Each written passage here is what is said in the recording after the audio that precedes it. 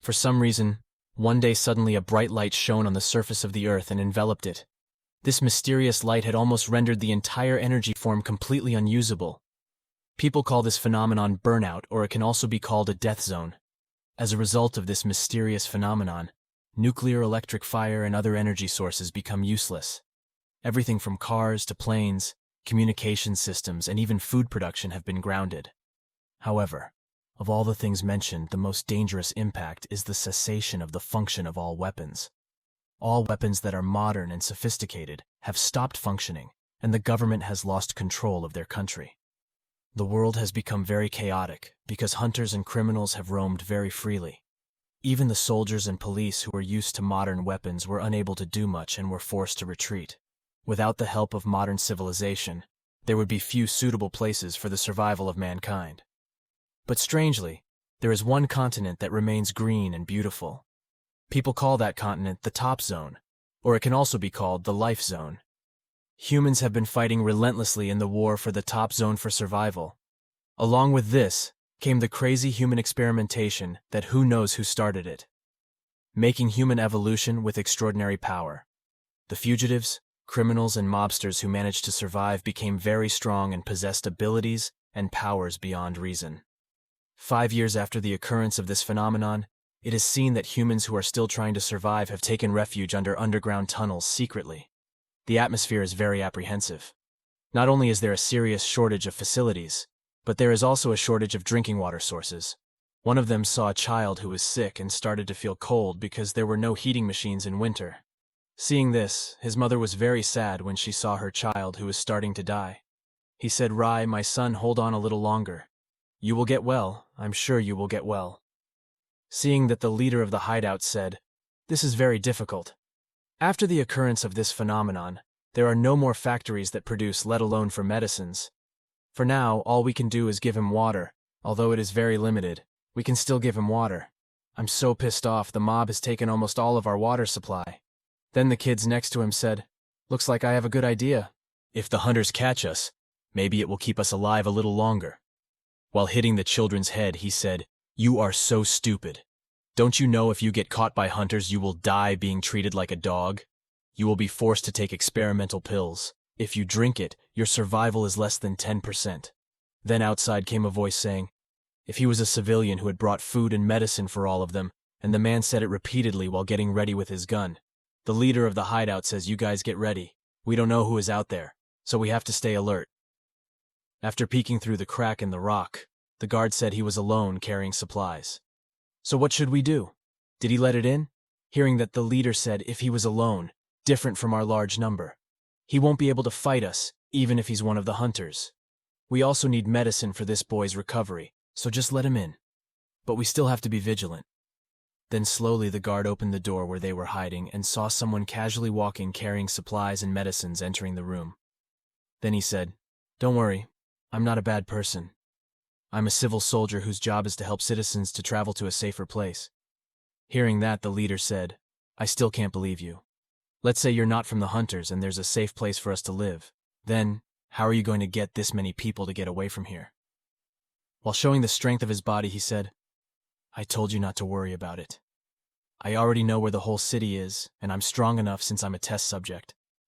They were also very surprised when they saw the change in someone's physical form, and the child said, "I've heard about them before, that there was someone who became a test subject to protect civilians, and he was very strong. I didn't expect to see it in person." With a smile, the person said, "I've been sent by the doctor who has made me a test subject. He told me that I had to protect the civilians from the hunters." Then he saw Rai, who was coughing up blood, and he immediately rushed to approach him. He says, "Use this antibiotic and this water to relieve your son's illness. After that, let's get out of here." Before he had time to hand it over to Ray's mother, to his great surprise, a weapon suddenly hit his hand. While enduring the pain, he said, "You guys hurry up and get out of here. We have been attacked from without. I will buy time for you." But before he could finish his words, suddenly the door of the secret room was thrown inside, and very quickly several guns directly pierced the man's body so that he died instantly. One can see a hunter who has become an experimental subject enters the room with long claws while laughing. He said, "Look what we got. There are so many humans that we can do to be experimental subjects. I didn't expect these rats to have hidden so well. Then after seeing the gap made by the hunter, the gatekeeper immediately attacked using the hammer in his hand. But before he could land his blow, suddenly one of the claws of the hunter immediately extended and cut the hammer and his neck so that he died instantly. Seeing that incident happening before their eyes, the leader said, "Don't be afraid to take your weapons. Our numbers are much more. If we attack simultaneously, we can definitely defeat it." When they ran to attack, suddenly the roof of the building had collapsed, and they were very surprised when a big hunter was standing in front of them. It turns out that the ruins were the result of the descent of the hunters who were surrounding them. Then seen Rai's mother, who tried to hide. Suddenly she was surprised by the hunter. While extending his nails that penetrated the pole, he said, "You don't try to hide. Get out before I cut your throat." Then with the strength of his finger that moved so terrible, he said again, "No matter how far you hide with my claws, I will surely find you. You better get out now." Heard that instantly people who were hiding came out of hiding. "Please spare us. We will obey your orders, I beg your pardon."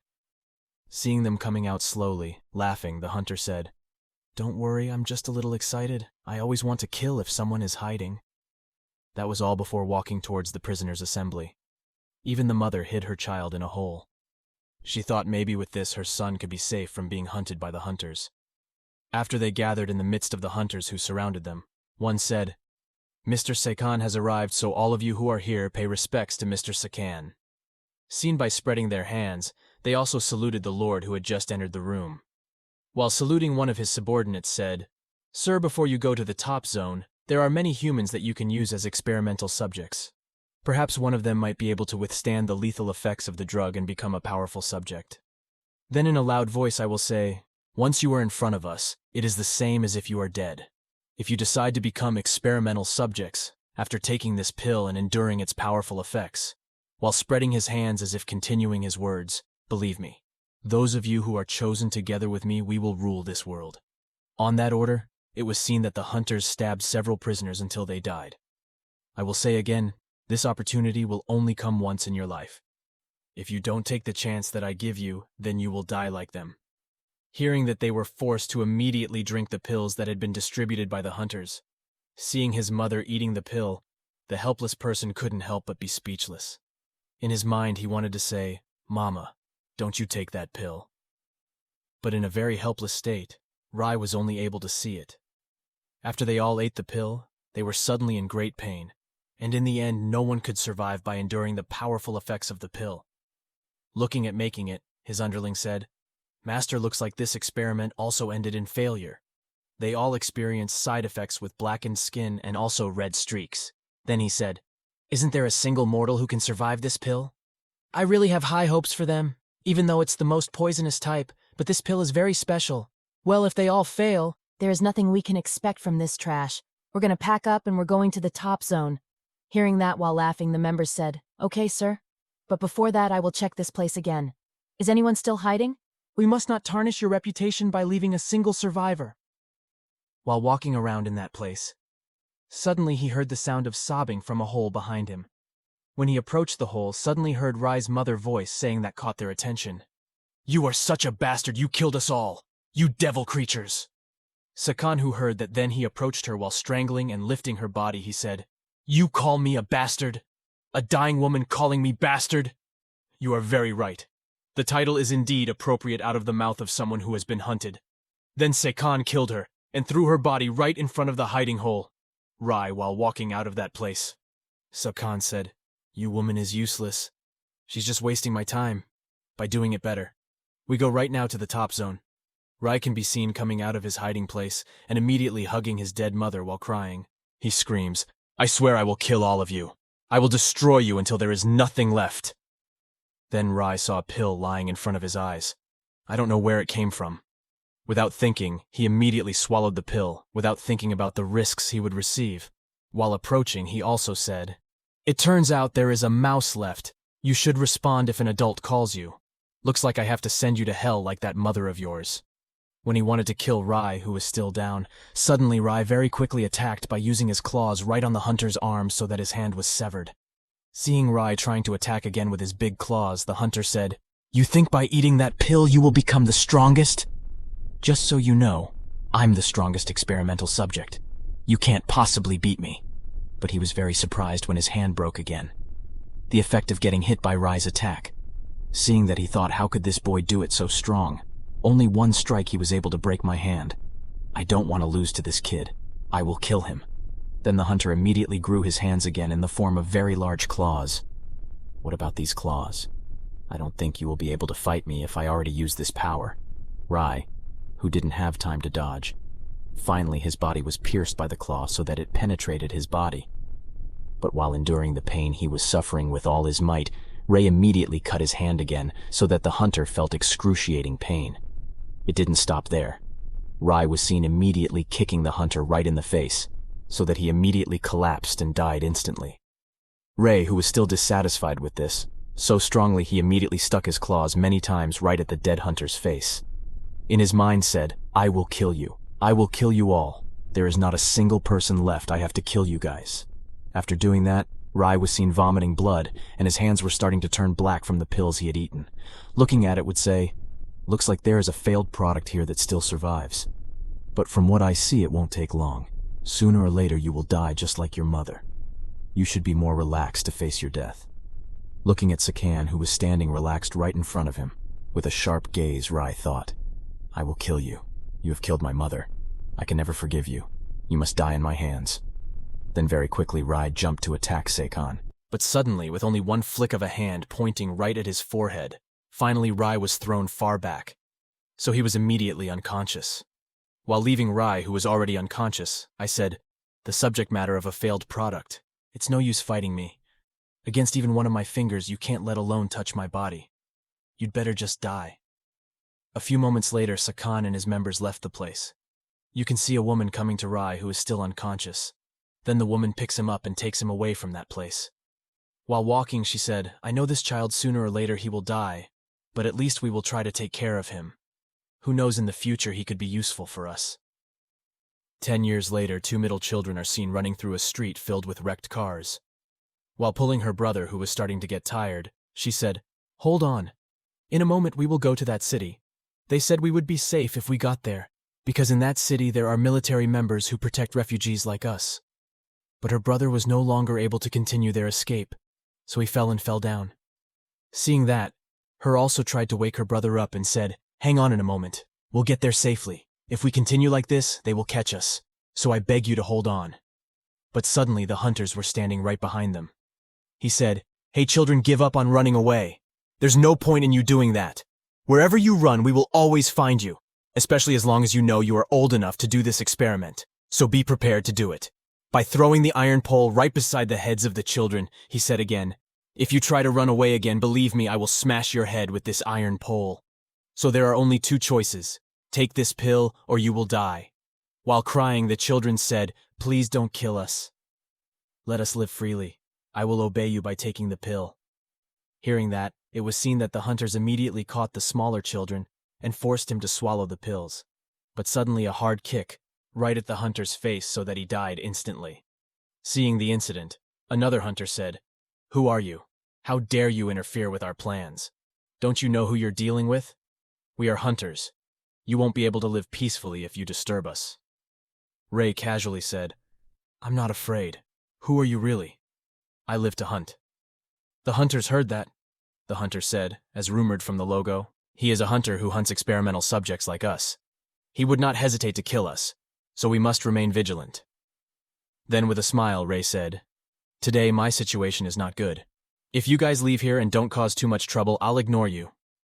While laughing disdainfully, the hunter said, You think militia rats like you can take on us level 2 experimental subjects?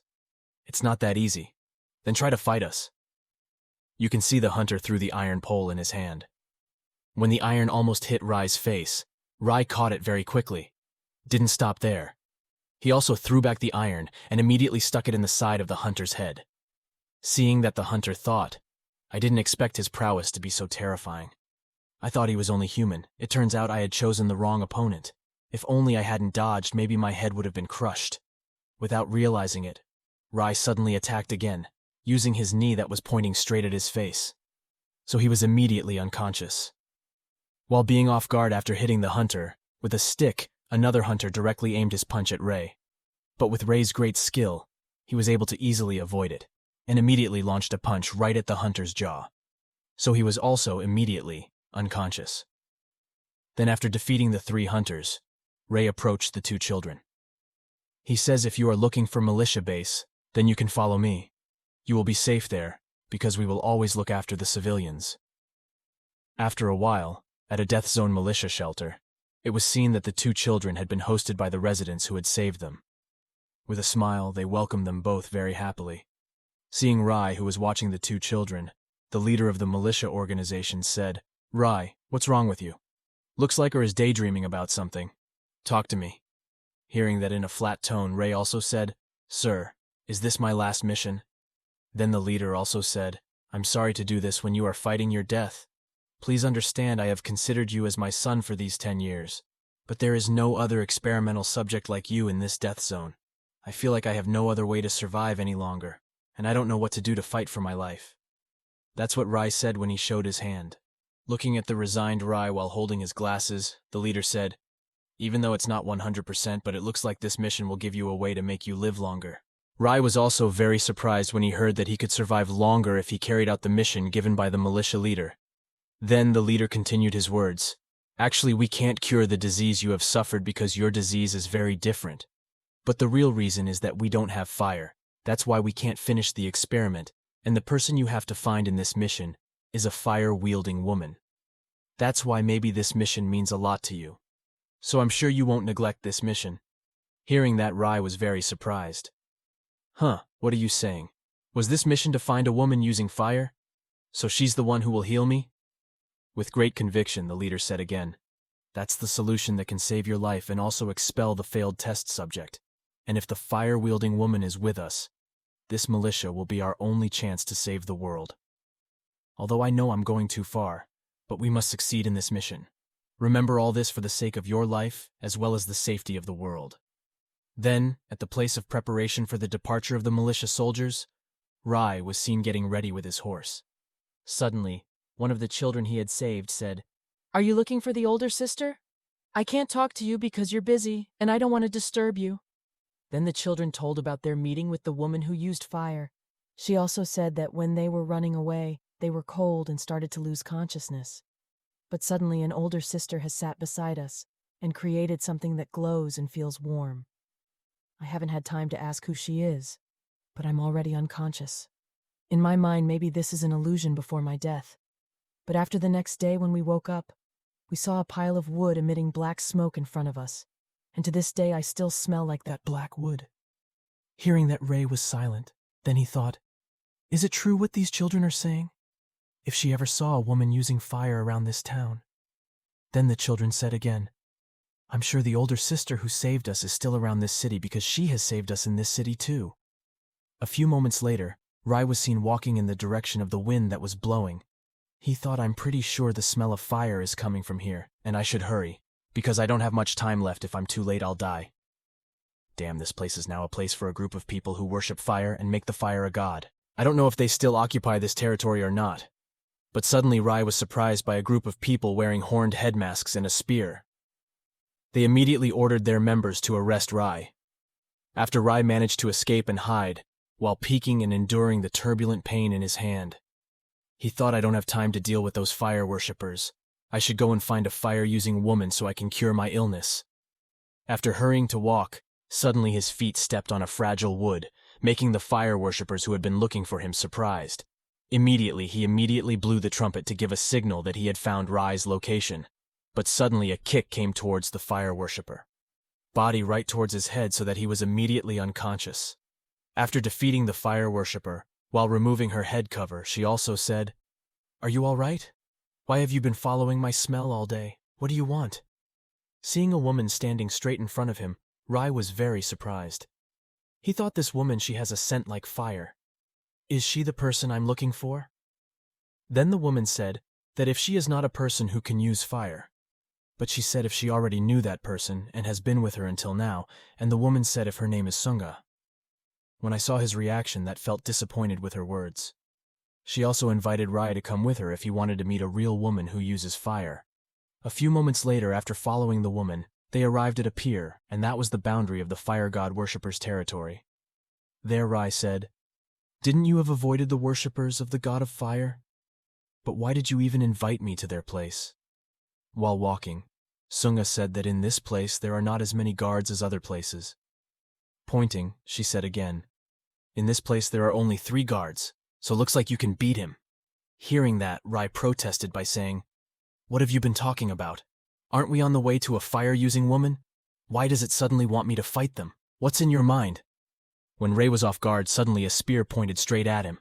But swiftly Rai was able to avoid it, and without realizing it, the spear had stuck right beside Seungha's head. Then the one who had thrown the spear ordered his men to catch them both. Laughing, he said, "His offerings have come before us. These are all the blessings that the god of fire has bestowed." Very quickly, they immediately attacked with their claws, but by directly hitting the subject's human face. Seeing an opening, Ray had left. One of them tried to attack him as well, but Ray, who realized that, immediately kicked him in the face so that he was thrown backwards. After beating the 2 men, Rai tried to approach the 2, but suddenly a big and strong punch right on his face, so he was immediately thrown far back. It didn't stop there. The giant subject easily lifted the container in front of him and threw it straight at Rai, but very quickly Rai jumped in the other direction, and it turned out he had been trapped at the end of the pier, saw the trapped Rai. While laughing, the man said, "You've made us very angry. You think you can run from this place? You should just die as a fire god's offering." When the giant wanted to hit him, Ray swiftly took the rope that had been tied to the pier. While dodging his punch, he spun towards the giant's back with all his might. Rai immediately hit him so that the giant fell, but suddenly the giant very quickly caught his body, so they both fell into the sea. Saw the 2 of them who fell into the sea. Laughing, he also said, "You foolish man. Of course such weak blows would not work against the experimental subjects. Since we don't have much time, then we will take you." It was useless to look for the boy. I'm sure he must be dead. Instead of being afraid, Seungha just smiled so as to make people who want to catch him feel belittled, and he said, "What are you laughing at? You should be terrified because you're about to be made an offering to the god of fire." Seungha casually said, "You shouldn't worry about me, but you should worry about yourself. Don't you see who has been standing behind you?" He was very surprised when he saw Rai standing behind him with a wet body. Then Seungha said, "Looks like you're too stupid. Don't you know that the subject giant can't swim because of his big and heavy body?" Hearing that, while looking at Rai, who was still exhausted, he said with annoyance, "Can he get out of here by doing that?" When he was alive, it was seen that the man immediately attacked using his spear. "I will kill you. Besides, I'm sure the god of fire doesn't want you to be his offering." But suddenly Seungha immediately hit him right on the neck, so that he immediately fell down and was unconscious. Then he said, "You should pay attention to your back when you're focusing on the front." Then Ray said, "Where is the woman who uses the fire? If he continues to linger here, then he will die soon because he doesn't have much time anymore." Seungha casually said, "I have acknowledged your prowess. Therefore you might be able to save my friends from the fire god's offering, and they have been held captive in the fire temple." Hearing that in a high tone, Rai said, "Are you crazy? There must be thousands of people worshipping the god of fire, and some of them are probably experimental subjects. You can't assume that I'll be able to do such crazy things." Still, casually Seungha said, "I believe you have no other choice but to do it because what they caught is my friend who is always with me, and he is the person you have been looking for. Women use fire. After learning that a woman who uses fire has been captured by worshippers of the god of fire." Finally, inevitably, Rai follows her again. While on the way, Ray said, "Are you telling the truth? Because I don't have much time anymore and this place is quite wide. How far is their territory?" Then Seungha explained that the fire temple was created in a hole formed by an earthquake. So no one knows exactly where the fire temple is located, except those who have worshipped the god of fire. Although it's difficult to get there, but someone like me is proficient enough to go through this kind of path. You have to keep following me, otherwise you will get lost in these ruins. Then Ray asked Seungha, "Isn't this quite strange? They caught a fire user woman, but they want to kill her, whereas they are worshippers of the god of fire. This doesn't seem to make any sense." Hearing that, he said, "I don't even know what their original intentions were. But what I do know is that they really wanted to kill him, even though they had killed him and offered him to the god of fire they had worshipped. They also definitely won't reveal the cause, so we have no other choice but to go there to save her before it's too late." Then Rai said, "Why are you so eager to save him when you just met him?" Hearing that with a sad face, Seungha told his journey with the woman using fire. Even though I met her by chance when I was on my way to the death zone, she helped me a lot to find medicines. Moreover, without hesitation, he gave her food. You must have understood what kind of fugitives are those who share their food with others, especially if the person is new. Ray said, I get what you mean. There aren't many people willing to risk their lives to save someone else. Even more so with food rations, because nowadays food is worth more than diamonds. Then Seungha recounted his childhood when he was separated from his entourage. At that time we had been chased by hunters, but while on the run I had fallen into a hole. Even though I begged to be saved, they still left me without even looking at me, even though I already consider them family. Fortunately, it was a blessing for me. After I fell, I was not caught by the hunters. Then I kept trying to climb over the hole with my broken fingernails. After I managed to get out of that hole, I have decided on two things. The first, if there is someone who needs even a little, I will immediately help him no matter what happens. The second thing, then as he climbed the stairs, Seungha said, You don't need to know unless you're already on your deathbed. Before that happens, I would never want to tell you. Hearing Seungha Rai's words, he was silent. He thought, what is meant by the threshold of death, and what is its connection, when Seungha stretched out his hand to help Rai climb the cliff? Suddenly the stairs were immediately destroyed so that he was hanging. Rai nervously said, I almost died falling into the abyss. Even though I'm still sprightly holding on, but still this surprised me. Holding out his hand, Seungha said, I told you to hold on to me. But you don't care about me indifferently while climbing the cliff, Rai said. You don't need to help me. I'm fine without your help. When he heard Seungha say, why didn't Ray want to hold his hand? While holding his chest, Rai said, It's not that I don't want to hold, but I am an experimental subject that has failed. So if my heart beats fast, then my body will explode and all this journey will be wasted. Hearing that while walking, Seungha said, I think I understand what you mean from the reaction of your blushing face. It seems you have never held hands with the opposite sex. When you say your body will explode, does that mean you will get stronger? When your heart beats faster? Hearing that, Ray said, What's the point of getting stronger when I'm already dead? Doesn't that sound hopeless? Suddenly, Seungha looked like he wanted to touch him immediately. Rai immediately moved away from him and said, What are you doing? Are you deliberately trying to kill me? Seungha casually said, I just want to know how much it takes for you to explode quickly. I'm so curious what it would be like if you exploded. Then while walking, the weapon that Rai was carrying got stuck in the rocks and Seungha said, Why does he always carry a weapon that can't be used? Hearing that, Rai said, Although it's very troublesome, I can't leave this weapon because it was the only thing left by my parents when I was rescued by the professor. I have no memory of my parents when I was little. So said the professor. Then suddenly Seungha stopped their walk. When he saw the fire, god worshippers had wandered around him and he said, All I know is the entrance to the fire god's temple. There's only one way to get in there. While Peking said, If there is only one way, how do we get in there without them knowing? I think I feel something bad. Are you going to tell me to go out and fight them all? Then Seungha said, You don't need to fight them. All you need to do is just stay silent.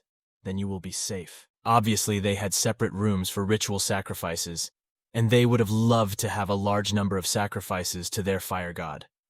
After saying that, suddenly, Seungha immediately pushed Rai out of their hiding so that he was caught by members of the fire god cult.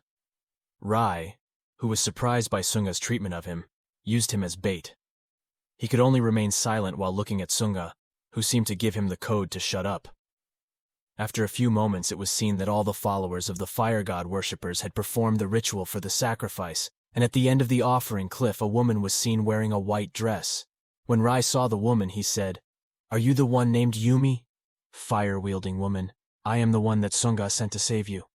Hearing that, Yumi said, Is Miss Seungha okay? I'm really worried about him. Someone who already knows that the woman in front of him is a woman who uses fire. She also thinks that now the woman who uses fire is already in front of me. So what should I do if the situation is like this? Then the guards kept pushing him forward to the edge of the cliff, so that he almost fell off the cliff. Rai says, This is so messed up I can't die like this. Everything will be useless if I die here.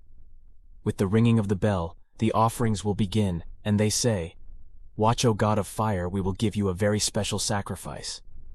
Then, while taking the dagger which is in front of her, Yumi says, "If they start this sacrifice with my death, then they will let you live."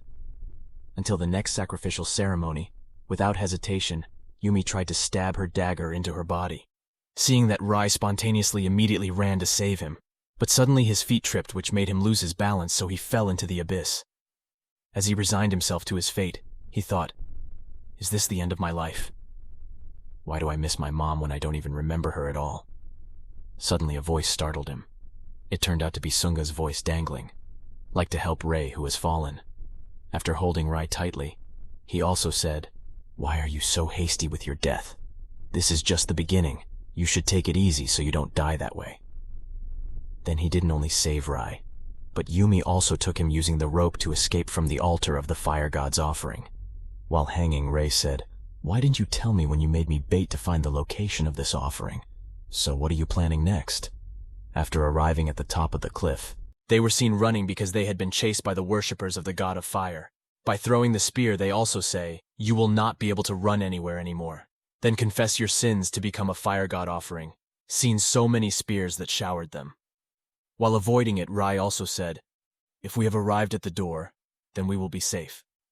So we have to run as fast as possible to leave this place." But before they could reach the exit, one of the spears had hit Seungha's hair, so he fell down. It didn't end there, as another spear almost hit Seungha in the face. Very quickly, Rai immediately caught him, and so they could run away from the pursuit of the worshippers of the god of fire. Rai immediately cut Seungha's hair, which was stuck. They were seen running again towards the exit. After they passed through the door, while avoiding the spears that rained down on them, Rai immediately closed it while holding the door that was broken into from the outside. Rai also gave his arrow weapon to Yumi, and he said, "Use this weapon as a precaution, and go ahead." And Seungha showed Yumi the direction. If he runs towards the sea, then he will find the boat they have prepared. But suddenly they were very surprised when they saw that Yumi had pointed the arrow at them. Seeing that, Rai said, "What have you done? What's on your mind right now?" While laughing, Yumi said, "What do you think I did? Are you blind? Of course I will hunt you down, and become you as the fire god's offering." Seeing Seungha, who was looking down, Yumi said again, "Don't be surprised like that. What I did to you at that time was a natural thing. I faked my identity because my job is to lure fugitives like you out of hiding." Hearing that, Rai was very surprised to find out that in reality, Yumi was not a woman who uses fire. Seeing the very shocked reaction while laughing, Yumi said again, "Didn't I say I just made up rumors about women using fire to lure idiots like you guys? If I don't get someone to make the fire god's offering, then they will kill me ruthlessly. Just so you know, when I tried to take Soha, she was very tensed and scared. Even to go near the temple, she was very scared." Then Yumi continued her words, saying that she almost gave up and waited for her death to be an offering. But his hope to live again opens when he sees they have brought Ray to replace him. "But I didn't expect that Seungha also came to save me. So now I become the greatest hunter by getting 2 offerings at once." While pointing her arrow at Rai, Yumi said, "I'll start with you, stupid red-haired boy. You will be my first offering to the great god of fire." Hearing that, Ray looked very panicked. I don't know what he was thinking at that time. With a life-threatening situation, suddenly heard the sound of a gun that broke all the tension, and the people who heard it were very surprised. Even they were all silent for a moment. Not only once did the sound of the centerpiece of the gun resound. It turned out to be the sound of the gun that Seungha had used to shoot Yumi, aiming right at her heart so that Yumi died instantly. After killing Yumi, Seungha said, "I was forced to use this power of fire when I saved my friend from the danger that you have caused." Seeing Seungha, who was able to use his weapon, Ray was also very surprised because the woman who used fire that he had been looking for had been beside him at all times. But suddenly the cracked door was destroyed after it was forcibly broken down by the worshippers of the god of fire, so that he was immediately thrown and fell down to see the hunters had entered the room. Ray also invited Seungha to run towards the door across the street, but suddenly from the direction of the door, several giant subjects came out, and they were surrounded from both directions, whereas below them was a great abyss. Seeing their 2 prey who had been surrounded from various directions and could no longer escape, they also said, "Give your lives as an offering and confess your sins to the great god of fire." Very quickly at the same time, they immediately attacked both of them using the spears they had held. Seeing the desperate situation, while holding Rai's head, Seungha said if they had no other way to escape from that place safely. Immediately, Seungha kissed Rai, so that Rai felt a very strong turmoil in his heart. Along with Seungha's kiss, the spears of the hunters had arrived and stuck into where they were standing. However, due to the very thick fog, I don't know where it came from. They couldn't even see their presence. When they started to see from a distance, they said, "Looks like we managed to kill them both.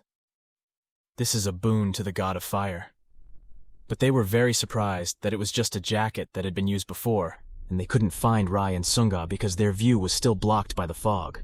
While they were off guard, suddenly a gigantic subject had flown towards them, thus making them fall down and scatter. Seeing the strange incident, one of them said, "What happened? Why could this giant be thrown so far here? All I know is that this giant has been standing at the gate there. Who can throw it here?" It turns out to be a powerful force that has risen. After getting a kiss from Seungha that made his heart flutter. After his power is active, Ray says, "Will you believe me? Run towards the exit that is over there. Never look away. Whatever happens in front of you." Looking at the giant subject that had blocked their way out while tying his hair, Seungha said if he would believe what Rai had said. Then, after the fog slowly started to dissipate with one command, the fire god cultists immediately attacked them simultaneously, and at that time, Ray asked Seungha to run towards the exit without thinking about what was in front of him. With lightning speed, Ray was running in the opposite direction. With a powerful jump, Ray destroyed the bridge using both legs, so that those who chased him fell straight into the abyss. On the other side of the bridge, you can see Seungha still running towards the exit without caring about an attack from a giant subject that was aimed at him. He was still running while closing his eyes. Then as the giant hammer almost hit him, as fast as lightning, Ray was able to hold it and threw the hammer. It didn't just end there. He also caught the giant's head and immediately threw it away, and to open a path that had been filled with giant subjects. Ray also took the hammer that was still floating beside him. With great force, he immediately threw the hammer at the gigantic subjects that had been blocking his path. So they were thrown back. Seeing the captives trying to escape from the sacrificial altar and fighting fiercely against the giant subjects so they can't get out, they also try to close the exit. When they said they had caught the two people who were trying to escape from the altar of the fire god's offering, he was very surprised to find that a hammer had jammed the door. Suddenly the door was thrown from inside, and it turned out that it was Rai and Seungha who held onto the door, and they immediately slid down the cliff. With the door they climbed while holding tightly to Ray. Seungha said that under the cliff there had been a boat to escape from the island of the fire god worshippers. Arriving at the bottom of the cliff, Seungha immediately pulled to get on the boat. He said again, with this very urgent situation, he asked Rai to push his boat away from the island of the fire god worshippers. While pushing, Rai asked what was the reason they had to get on the boat. While away from the island of the fire god worshippers, while those who hunt them are still able to chase them. Hearing this, Seungha explained that the fire god worshippers would be very afraid of the ocean, because the ocean is the enemy of the fire god. For them, the ocean is a demon to be shunned. They firmly believe that it is the ocean that has caused the loss of fire on this earth. But we still have to be vigilant even if they can't reach us in the middle of this ocean.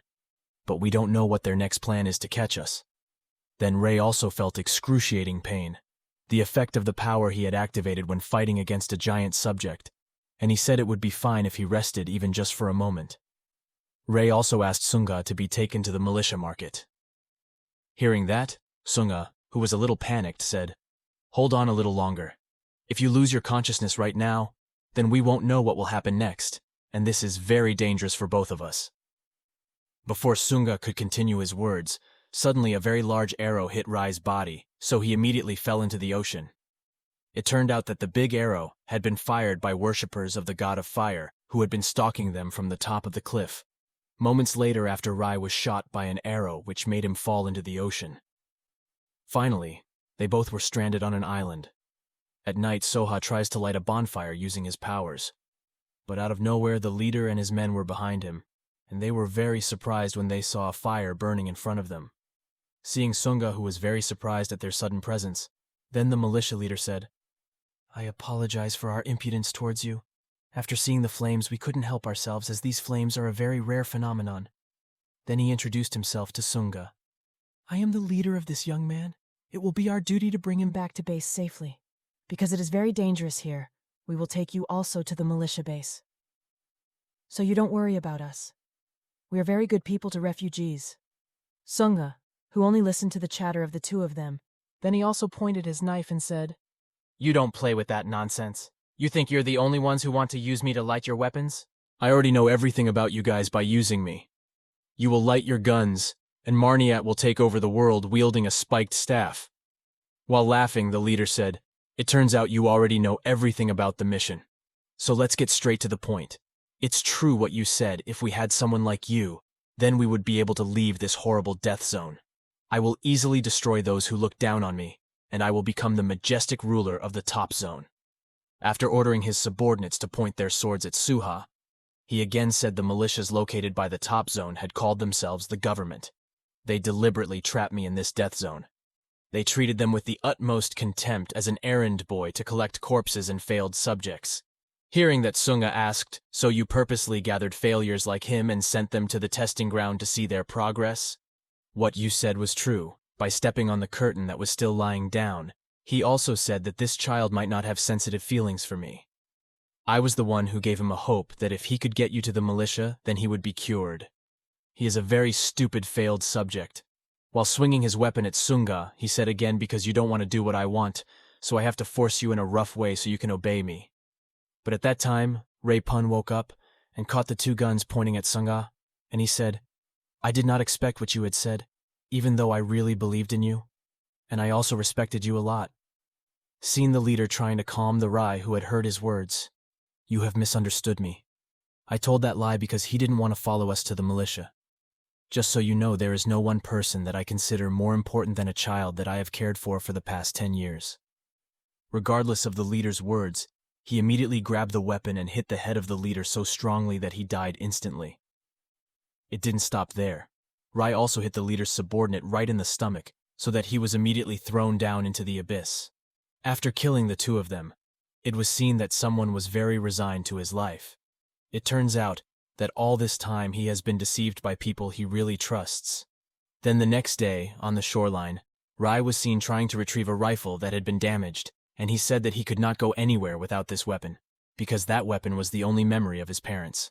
Rai suddenly became aware of something strange about him, and he thought, Before being hit by that big arrow, I should have died long ago. The effect of a failed trial test. But I feel this body is very light. Have the side effects disappeared? So I don't feel any pain? You can see people walking away from the river. He says from now on we will separate. There's no reason for us to be together anymore. We will achieve our goals. Seeing the reaction that started to walk away, Seungha casually said, You don't just leave. I think you'd be fit to go with me and be my guard. It will be very useful for you. Ray, who was annoyed by Seungha's words, said that he would never want to be his bodyguard, and he asked Seungha to go in the opposite direction so that they would never be able to meet again. Regardless, Seungha Rai walked back, but he had not gone far, suddenly felt a tremendous pain so that he fell down. Seungha, who saw Ray, who was in great pain, said, Didn't I say that you won't be able to walk alone easily because you are dying from the effects of the burnout syndrome that you are suffering from?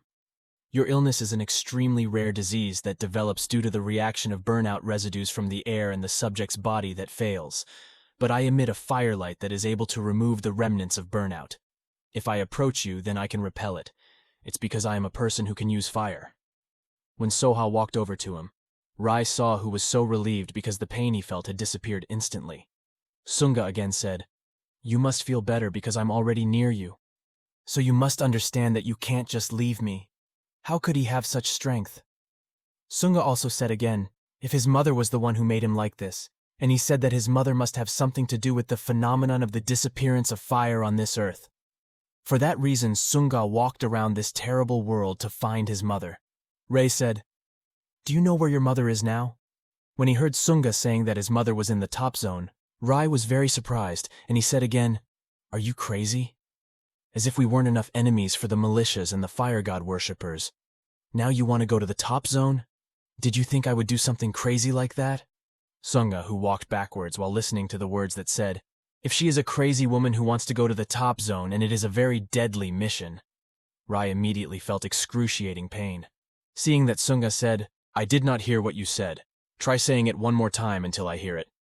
While enduring the pain like it or not, Finally, Rai agreed to accompany him to go to the top zone so he could find his mother. At the location of the military headquarters in the death zone, you can see someone who is scared among the corpses of militia members. He says, "Why people like you are in death zone? What do top zone bounty hunters want from us?" Casually, the hunter said, "Apparently you have found a woman who uses fire, but you never reported it to master." After a while, suddenly Seungha woke up from his sleep because he was very surprised by his childhood dream. In his dream, he remembered a child who had saved him from being bullied. The other kids who had chased him and thrown stones at him, I don't know who those kids really were. Seungha was still thinking about it. Seeing Seungha's reaction when he woke up from his sleep, Rai also said, "How long have you not slept?" And Seungha said, "Since my mother left me, and the world became like this. I can't sleep more than 2 hours. I guess I just fell asleep for a bit." Hearing that, Rai also said, "After arriving at my house, you immediately fell asleep very soundly, and you had been asleep for more than half a day. So this is your pretty long sleep." Then Rai asked Seungha to stay resting at his house, while he was going to the militia headquarters. "Even though they will catch me, but I still have to go there because before I carry out this mission, I have brought 2 children to the militia headquarters, so I want to save them." Seungha said, "How can you do that alone when you are still not fully recovered? No one can help her to save those kids." Seungha said, "Don't get discouraged. I know someone who will be able to help you. So let's go to the hideout." After destroying the Death Zone militia headquarters, the bounty hunters head for the Fire God's temple, seen after they defeated some giant subjects. He says, "Guys, don't get me wrong, we have no intention to fight against you guys. We're just looking for a female fire user, nothing more than that." Hearing what the bounty hunters said, they also looked very angry, and their leader said, "Just so you know, they have been chosen to be the Fire God's offering. No one can have the offering that we have set. You better confess and die being a great Fire God offering." When they tried to attack the hunter very quickly, the hunter immediately jumped up and immediately swung his scythe. Even with just one slash, it was able to kill the giant subject. Simultaneously saw the bounty hunters effortlessly slaying their gigantic subject. Still arrogantly, their leader said, "Did you know that the Fire God worshippers are the largest religious group in the world? Not even the mafias dared to find trouble with us. You will regret so much after doing such a heinous thing." Regardless of what he said with a smile, the hunter immediately slaughtered and tore them to pieces, so that they all died instantly. After eliminating all the worshippers of the god of fire, the hunter finally arrived at the place where Rai's jacket was left, and was still stuck in the weapons of the worshippers of the fire god. Then the hunter immediately smelled the scent of the jacket, and he laughed out loud because the jacket still smelled of fire belonging to Seungha's body. He also said, "Finally, I have found someone who can use fire." Seen a person walking while carrying a lot of supplies? With a slightly rebellious tone, he said, "Aren't you lying about the hiding place of the refugees? We've come a long way, but we haven't reached that place yet." With a smile, Seungha said, "Don't you believe me, or should I go alone? If that's what you want, you can stay here." Hearing that, Rai accidentally said, "You devil-hearted woman." Seeing Seungha's reaction, which immediately changed, Rai again said, "It's not like that. I just don't understand if you can use a gun to get to the top zone. Looks like that won't be a problem. Why are you bothering to do this in the death zone?" Then Seungha said, "I'm sure you must have never been out of the death zone.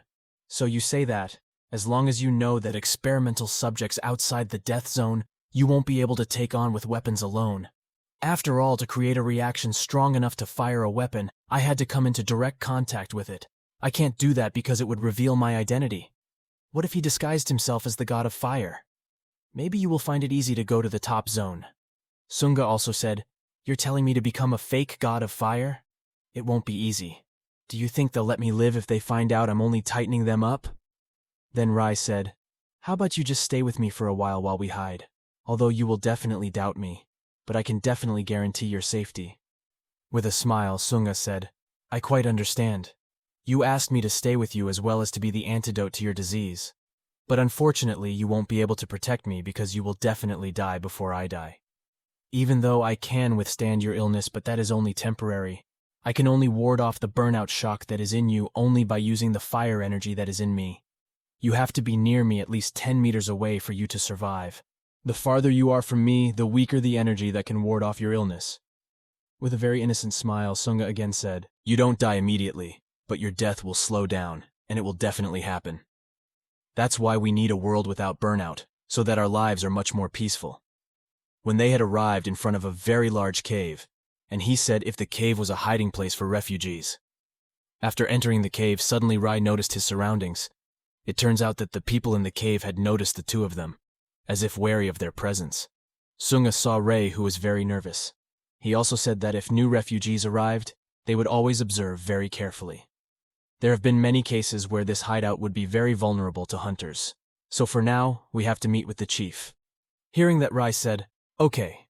After that, we will gather people to help me go to the militia headquarters to save the children that I told you about before. But I'm really worried that they won't want to listen to what a former militia member like me has to say." With a sweet smile, Seungha said again, "That's why I ask you to bring a large amount of supplies, and I also ask you to trust me no matter what will happen later." After a few moments, Ray was seen, who was tied up, and he was also pelted with several stones, causing his head to bleed profusely, and the people who had thrown him were refugees from the hiding place. They say, "You are a worthless, vile human being. Better you just die to atone for all sins." Seeing Seungha protecting samurai, one of them said, "How dare you do that to us? You are trying to protect these savage militia people?" Seungha, who tried to calm the refugees, he said, "I had no intention to protect him.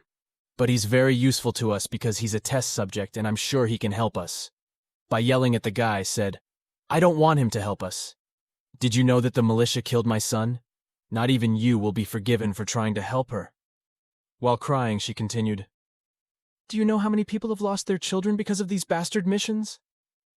Hearing that, Rai said softly, "I think we will go to a safe place while with the militia.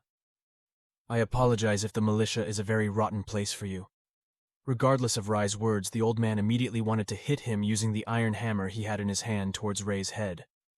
But suddenly he stopped his intention when he saw a child standing in front of him to ask him to stop what he was doing to Rai. Then the children said, "He is not a bad man. I knew who he was when I was locked up by the militiamen. They have talked about it that this person is a very stupid person and he knows nothing about the truth. The mission objective is to see the children. Rai thinks, how did these kids get to the refugee hideout? I just wanted to save him though. What happened to the base?" Hearing the words of the children who had protected Rai, that person also said, "Even though he is a useless person there, but still he is one of those bastards. I can't forgive them for killing my son." Then a voice said, if he had done his best. But there shouldn't be violence like that after all. As the representative of the head of the hideout village who has appointed me, I can't waste any help, because it's very necessary for us, especially these supplies. Hearing that, the person who had caught Rai was very surprised. It turned out that the supplies they had brought were medicine and food. After the village elder released them, they were both brought to the village's oldest house. Ray said, "What's the story? The boys escaped from the militia base? What I know is that there is very strict guard." Then the head of the village explained that we had sent some scouts to check the ruins of the militia base, and we found these children. I don't know for sure who destroyed it, but what is certain is that a very terrible scene just happened. Rai looks very surprised when he finds out that the militia market has been destroyed, and he says, "How can such a big headquarters have been destroyed so easily?" Suddenly the child said that he had heard that the person who did that was a bounty hunter who had been sent by the Lord of the Topzone. They were very surprised when they heard a statement from the children, and the eldest said, "What have they been looking for? So they have to destroy the Death Zone mailing list headquarters, and this seems like something very terrible. So the rulers of the Top Zone sent bounty hunters to do it." Rai said, "Could it be that they are targeting you too? Before I was assigned to look for you, maybe the Top Zone lords already knew about the Dead Zone mini-mission plans? If they have targeted you?" Knowing that he had been targeted by a bounty hunter from the Top Zone lord, Seungha said, "Before it's too late, we better go to the Top Zone. But before that, there is something I must take." Interrupting Suha's words, the eldest said, "Surely what you need is a map to be able to go to the Top Zone." Hearing that, Ray said, "How come there is a map here that is still intact, whereas most of the map has disappeared from this world?" Then the elder explained, "How come there is a map in their hideout? He says that someone has walked here from the Top Zone, and he has everything needed except food and medicine, and he is called Warehouse Keeper." When he found out that the Warehouse Keeper already had a complete map, Seungha asked the elder to bring it to the Warehouse Keeper. The elder said that before we went there, no one knew where he kept the map, and he really didn't want to communicate with others. So this looks like it's going to be really hard. A few moments later, they had met with the warehouse keeper, but not quite as easy as one might expect. It turned out that the person did not want to give them his map. He says, "Don't expect you to take my valuables. You better get out of my face. I'm not at all willing to listen to the words of a militia bastard like you." After seeing the warehouse keeper leaving them, Rai said it looks like this will be a very difficult situation, because that person is very stubborn, not wanting to give away the map. Then Seungha asked the elder, "Didn't you say there was a way to get him to give us the map?"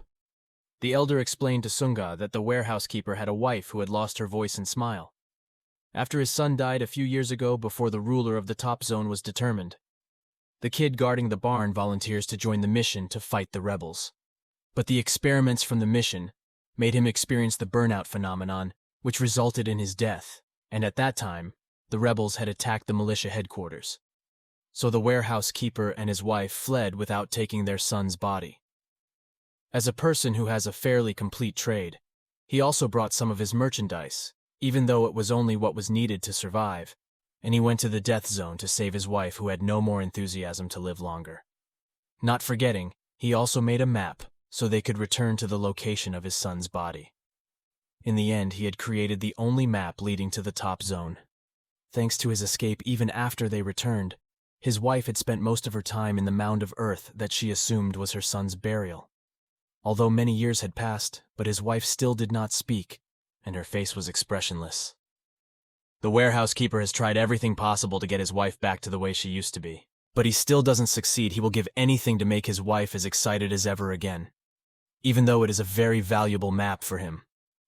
After listening to the chairman's explanation, Ray asked, "How can we do something that her husband can't do?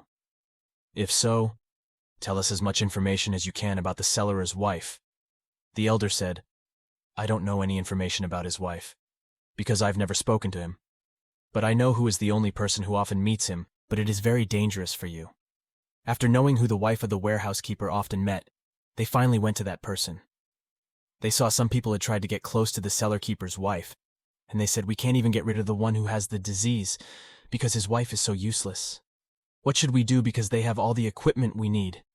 Suddenly, the warehouse keeper was very angry when he heard that they said that his wife was very useless, and he said, "Get out of here. I will not give anything to you all." After being kicked out by the warehouse keeper, inevitably they left. They said that because of the sick people, they couldn't live around there safely. While watching, Rai said, "What kind of illness were they talking about that they were so disturbed by the presence of that person?"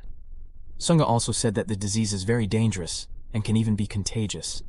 The disease will also burn the body until there is nothing left and the disease is the same as you. Seeing a very surprised expression, with a smile, Seungha said, "You don't worry. Burnout shock will not be transmitted to anyone. They just misunderstand. They don't know the cause of blackening of the skin and smelling so strong that the disease is actually not contagious. They already know it after their son died, with the same disease with a very strong smell. This, I doubt I can help him and get the map." But suddenly Rai was very surprised when he saw the diseased person standing behind him. Then she said, "Do you want to see her smile and bring her spirit back to life again?"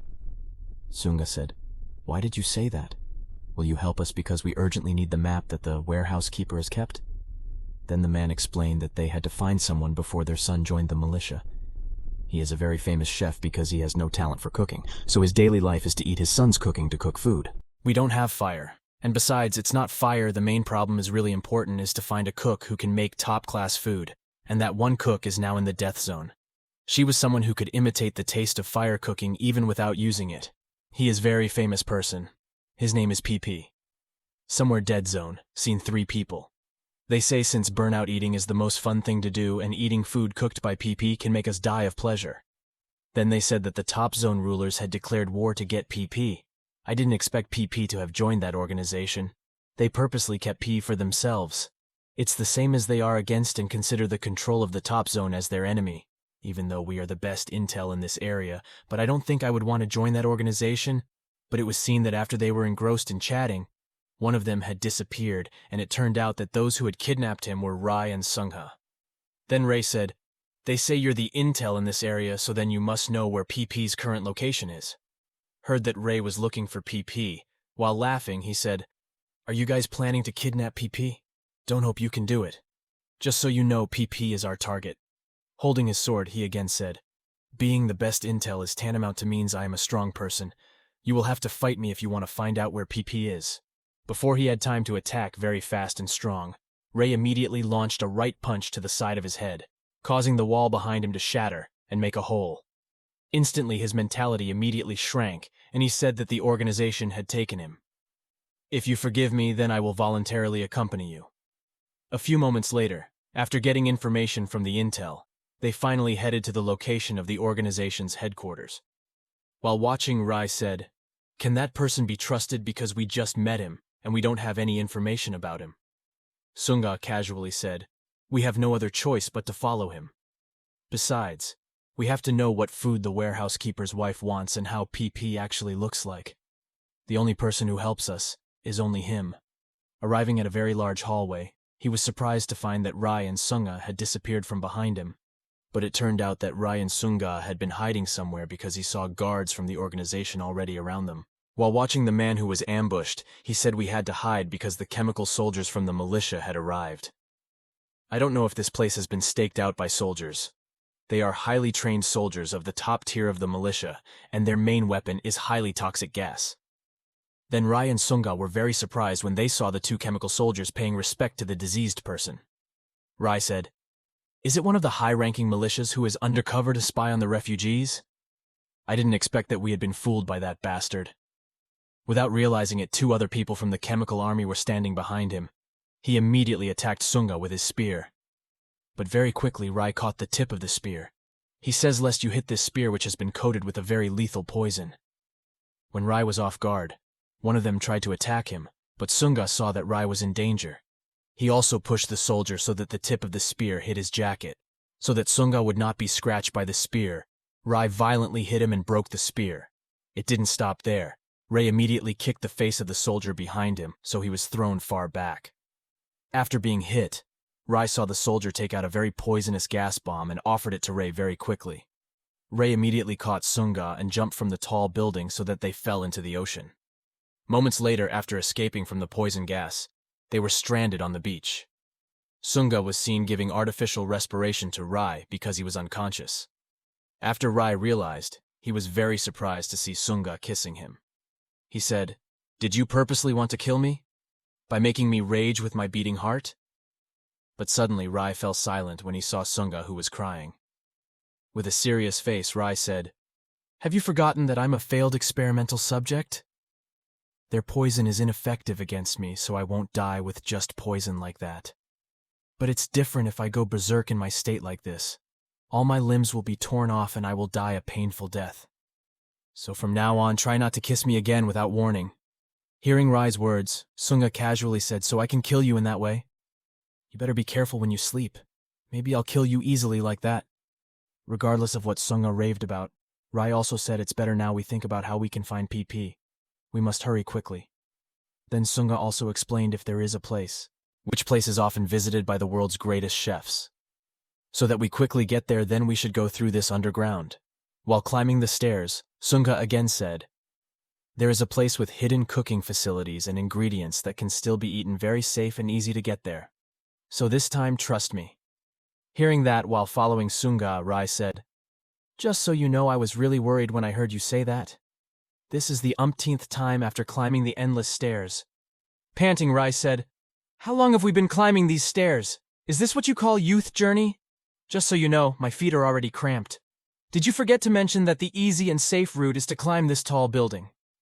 I'm sure that no one would want to come to this building that could collapse at any moment.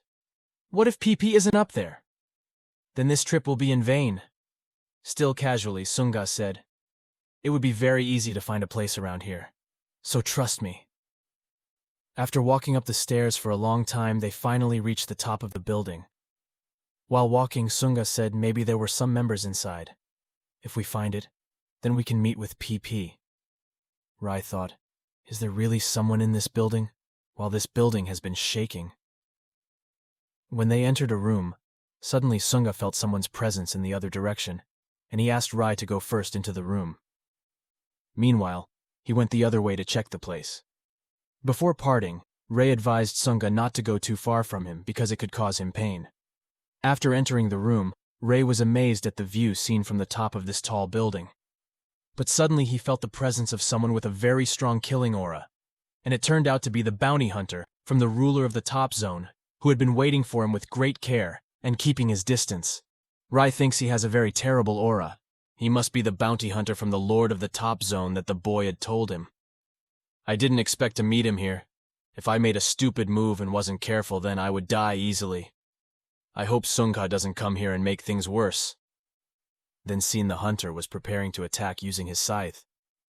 Suddenly there was a scream of Seungha, who attacked the hunter with the knife in his hand. But the hunter easily dodged the attack.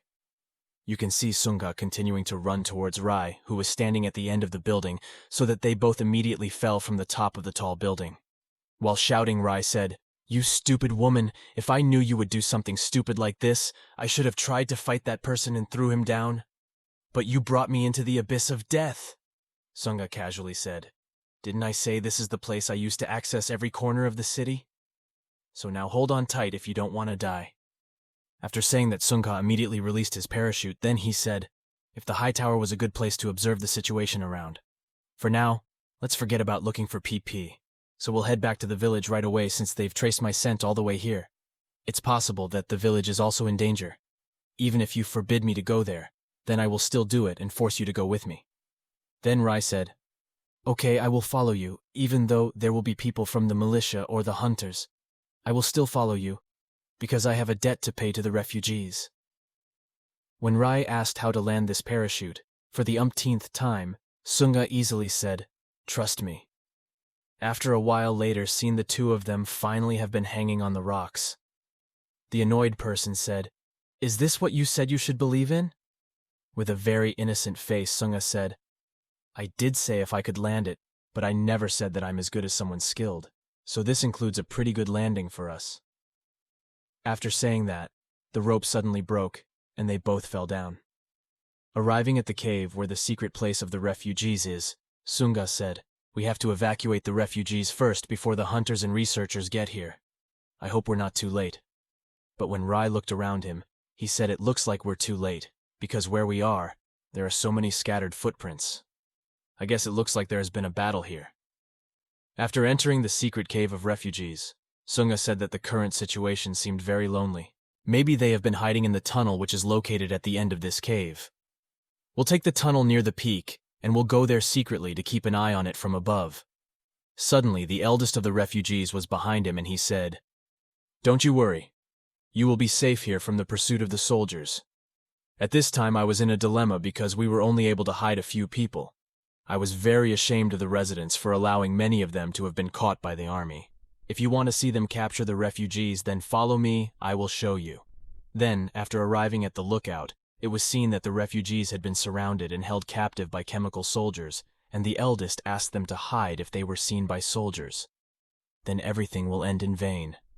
While watching, Seungha said, "They are soldiers who have chemical weapons, so we have to be careful. I'm sorry I can't tell you the reason, but for sure they have been after me." Hearing that, the chairman was a bit surprised, and he said, "I don't understand what you have said, and I don't know what situation you two are in.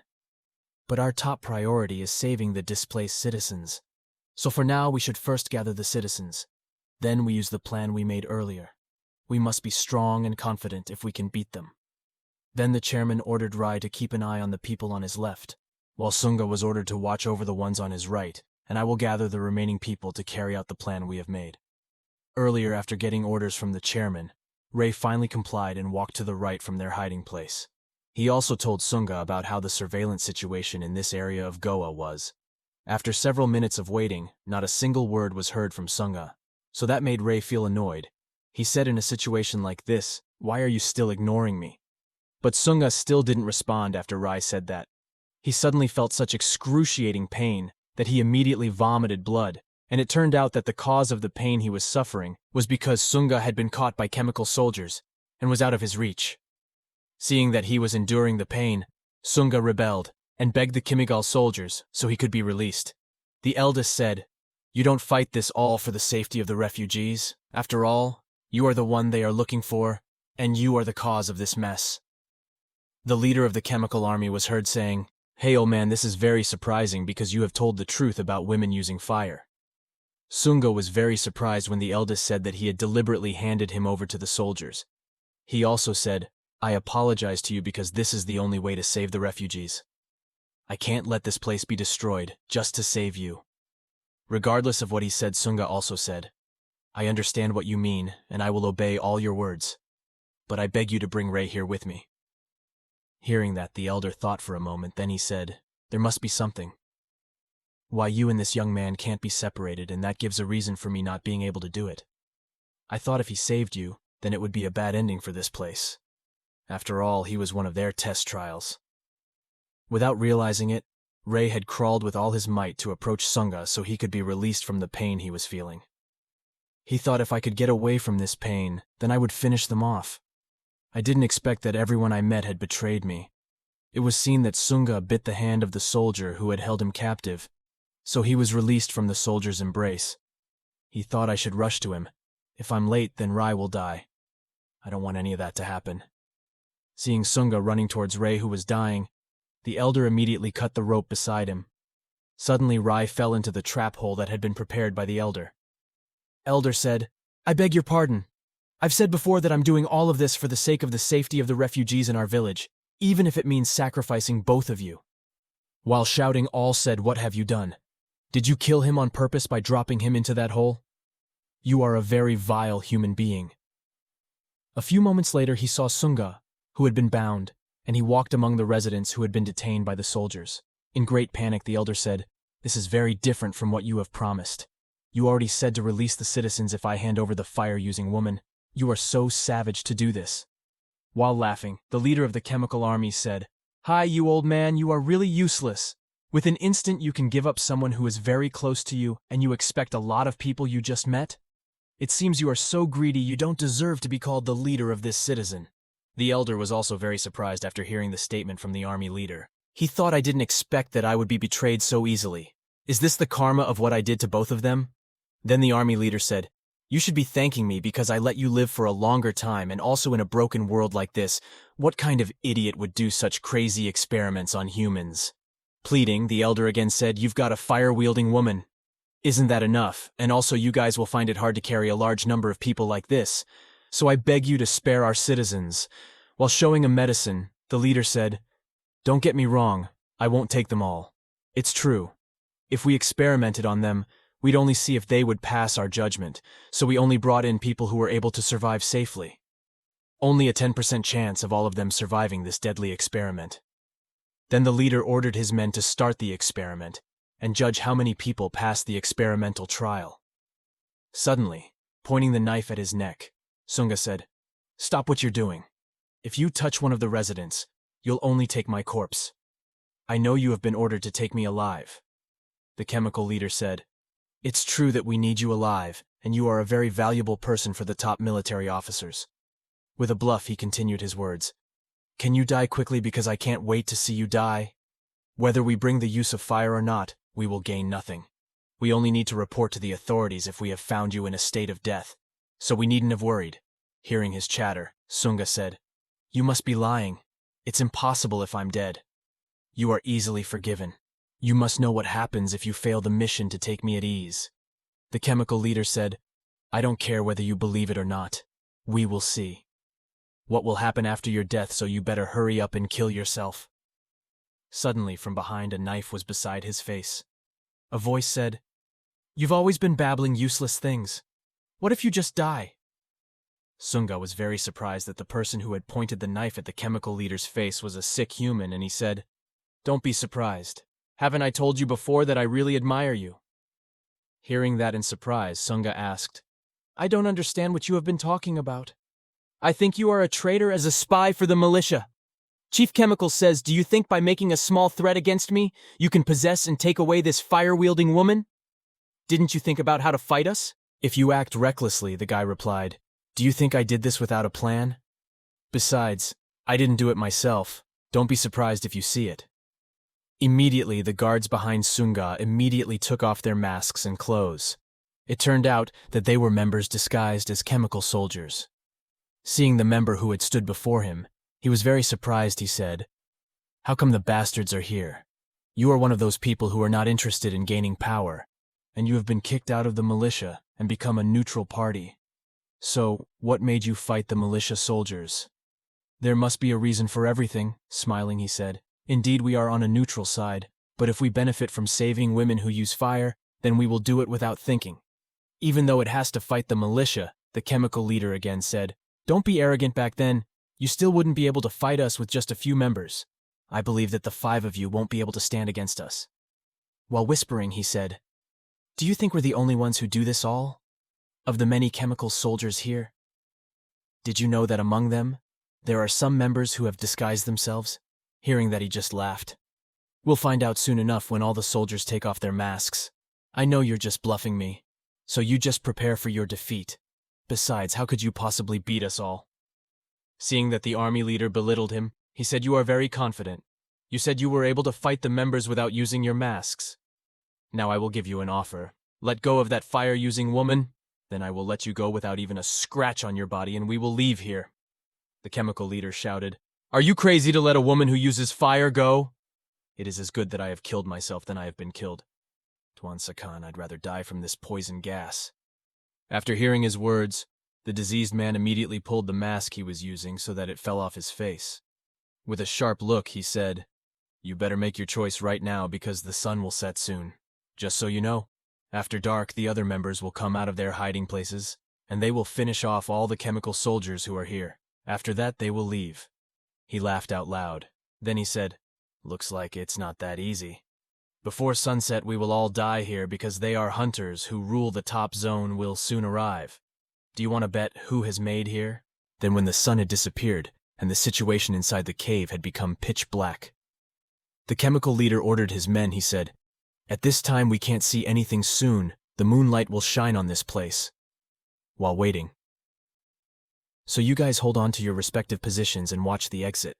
Hearing that, the diseased person said, it seems you prefer to restrain women using fire and choose to die here. Laughing, he said, you will not be able to kill me. After I die, it will be filled with poison gas that can kill everyone in this cave. You better think about that before you act to save a fire-wielding woman. You are willing to sacrifice all the refugees is a very stupid act. Then that person said, I have told you many times you are very confident in this kind of situation. So what if no one releases the poisonous gas? Have you thought about something like this? Suddenly they were very surprised when the gas masks from the chemical soldiers had all been torn from their faces. They shouted, who has done this by cutting the masks we are wearing? If it continues like this, then we will die because of this poisonous gas that enters our bodies. Then the man said, after hearing the army leader say, how can a GK member do that? Even though they couldn't see at all in the dark. Haven't you noticed the glasses they wear in a dark place like this? The special glasses are able to see the flow of chemicals clearly in the dark. It's exactly the same substance you used in your poison gas mask. If your mask is split, then the poison will enter your body and you will die.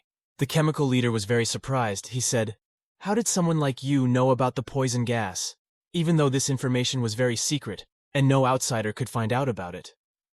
Then he continued his words. Why are you so surprised? You should already know this. The leader of the members is a very genius researcher. It was seen that the leader of the members attacked all the chemical soldiers, and he cut all the masks they used easily without injuring them in the slightest, so that all chemical soldiers have died with the poison that entered their bodies. A few moments later, after the moonlight had begun to illuminate the cave, he laughed laughingly. Looks like we finished off most of them. Even if I didn't injure them, they would surely die here. So now who else can release the poison gas to kill the citizens? Limply, the army leader said, there's no way we've been defeated so easily, though I believe we will be able to take care of them. Does my life end here? Even if I come back, I will still be killed by Tuan Sakan. After the members succeeded in overthrowing the chemical soldiers, the residents who were held captive were very happy because they had been saved from an experimental test that would make themselves die. Then the diseased person said, looks like our pact to save women using fire enough ends here. Our business is done. So you can leave here. Laughing, he said, okay, we will go. You can contact us again if you need our help. Consider this as our thanks to you. But suddenly they were all very surprised because an attack had hit the leader of the member's body so that he immediately fell down. It turns out that it was an attack launched by a bounty hunter from the ruler of the top zone who had just arrived in Goa. Seeing the bounty hunters have arrived at Goa, the army leader laughed. He said, "I told you it's only a matter of time for you to die here. Your efforts to bring over the fire-wielding women have now been in vain, so now have fun." Seeing that the sick person tried to help him, but the leader told him not to come to his place. If he tries to get closer, then he will die easily. She says, "You don't worry about me. You better just run away from here. After all, I'm an experimental subject, so I won't die easily with just this kind of attack." When he was off guard, suddenly a second attack came from the side. Swiftly he jumped to avoid the attack and tried to block it with his sword. But the hunter's attack was so strong that it easily broke his sword and he fell down. It didn't stop there. The hunter immediately attacked Seungha because he knew that Seungha was a true fire-wielding woman. Seeing that, the GK leader immediately shouted and ordered his friends to block the attack that was directed at Seungha. Heard that as fast as lightning. They also resisted the attacks of the hunters by using the swords they held. Then they said, "You're a fire-using woman while we're keeping her here. You better leave here and find a place of refuge." It looks like someone who is sick immediately takes Seungha away from the battle site, between the members against the bounty hunters who rule the top zone. Without thinking, the two of them ran towards the room, which had a very strong and thick iron door.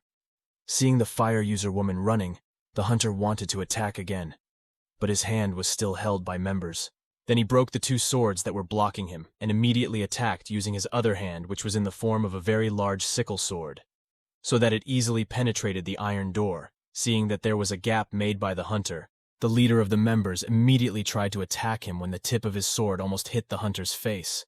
Suddenly, unknowingly, a big and strong hand had caught his body, and it was another bounty hunter. With all the power of the hunter was immediately through it. While enduring the pain, the gacha leader ordered his members to attack the big hunter simultaneously. Hearing the order from the leader, the three of them immediately carried out the attack together. But very quickly the great hunter hardened his hand and made it into a shield so strong that it shattered all their swords. It didn't end there. He also caught one of them and immediately threw it towards the iron door where the hideout was. Seungha saw that the iron door was dented inward due to the force of the big hunter. While peeking at the diseased person, said, "It is very dangerous if we continue to stay in this room. Sooner or later those hunters will come in here and catch us. What we hope for now is the arrival of that perverted human. I'm sure he will be able to deal with the bounty hunters ruling the top zone. This is our only hope at this point." Seungha also looked very confused by the words of the person with the disease. Then the person said that person really likes to smell someone. "Yes, I'm sure she deserves to be called a pervert, especially since you smell like a fire-wielding woman." Then a voice shouted from outside the room. He said if they had to move away from the iron door because the big hunter was preparing to destroy the iron door where they were hiding. Sure enough, the door was thrown straight into the room by a hard blow from the hunters.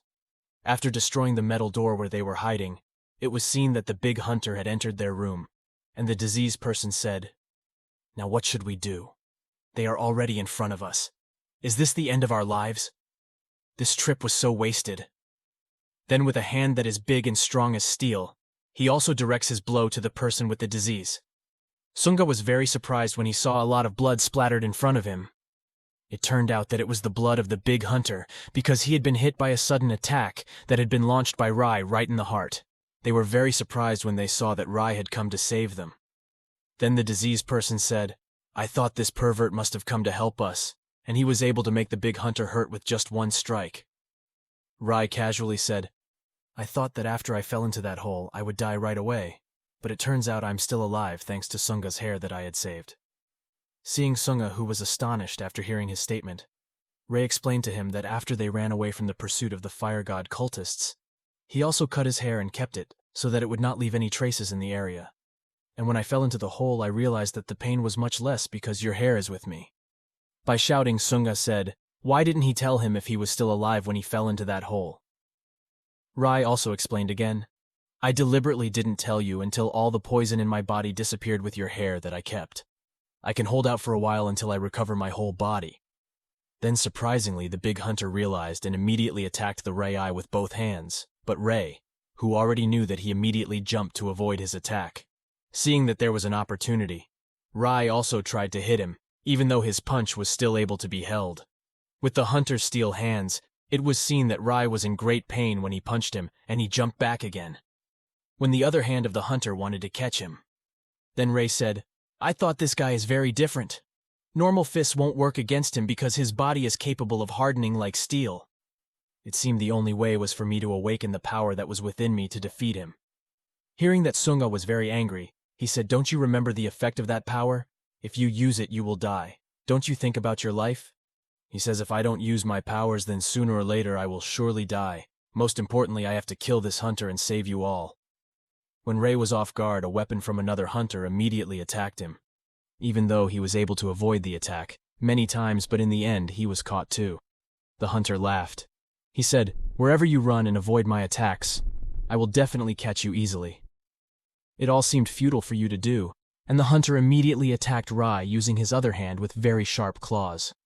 But from behind, a wooden punch had hit his head, so that it deflected the attack that was headed for Rai. When the hunter looked back, it turned out that the person who hit him was the tribal chief of the refugees. Then he said, "You've disturbed my fun time," meaning you really want to die quickly. After saying that, he immediately kicked the elder, so that he was immediately thrown backwards. When Rai saw that the hands that were wrapped around his body had loosened due to the movement that kicked the chief, he immediately jumped up and took the scythe that was stuck on the rock cliff. Very quickly, Rai tried to attack the hunter by using the scythe in his hand. Suddenly, a hard punch right towards his face and immediately threw him away. It didn't stop there. With his hands hard like steel, the hunter wanted to hit him again with all his might. Then Seungha's voice shouted, "Don't do that to Rai." Even though it looked futile, he immediately stabbed the hunter's face with his small knife, saw Seungha trying to attack the hunter with his small knife. Before he could say to go away, the hunter easily chased it and hit him so that he immediately fell and vomited blood. It didn't end there. Even though Seungha was weak and helpless, the hunter still threw a punch with a steel fist at Seungha and wanted to finish him off. Seungha, who almost died from the hunter's attack, immediately remembered the death of his mother, who had been killed by the Topzone hunter, for saving his life.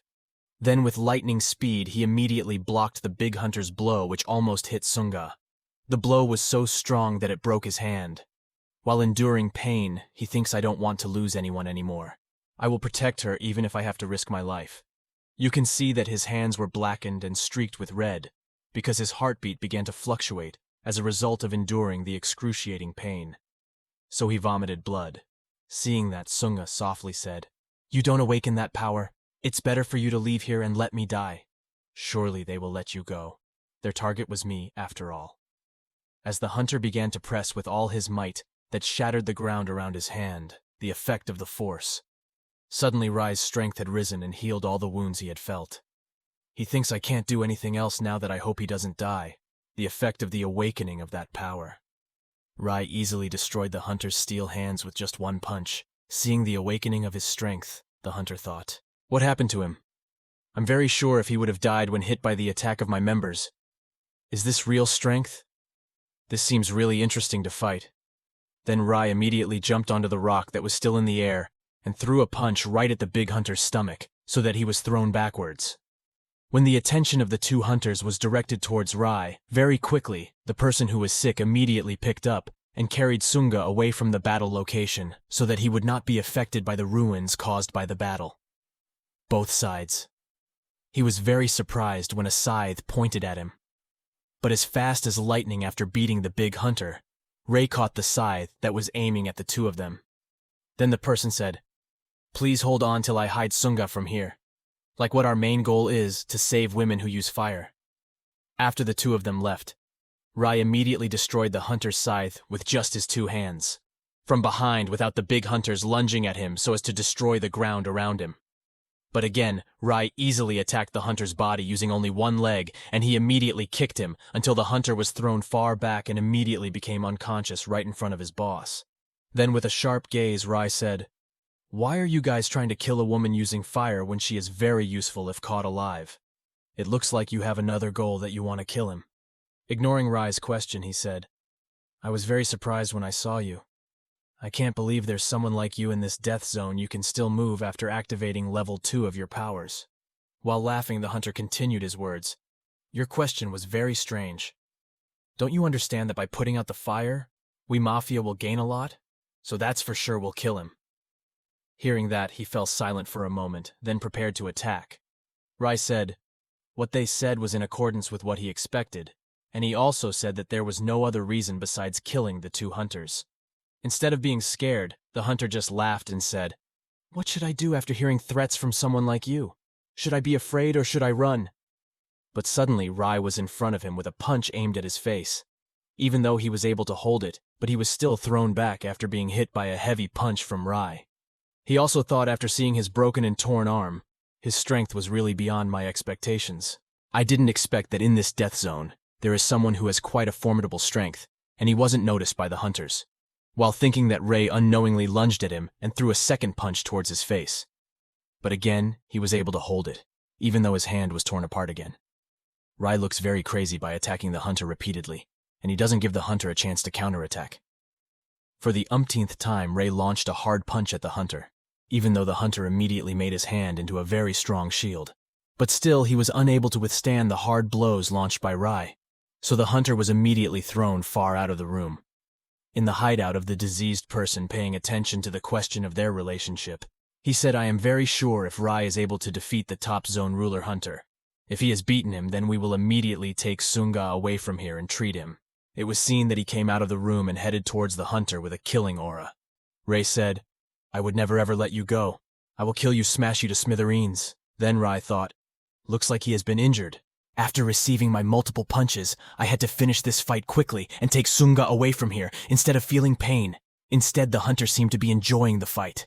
They fought him laughing. He said, I haven't felt a bit like this in a long time. In fact, I almost forgot what it tasted like. As my thanks for reminding me of pain like this, I will show you something funny. You better pay attention to this.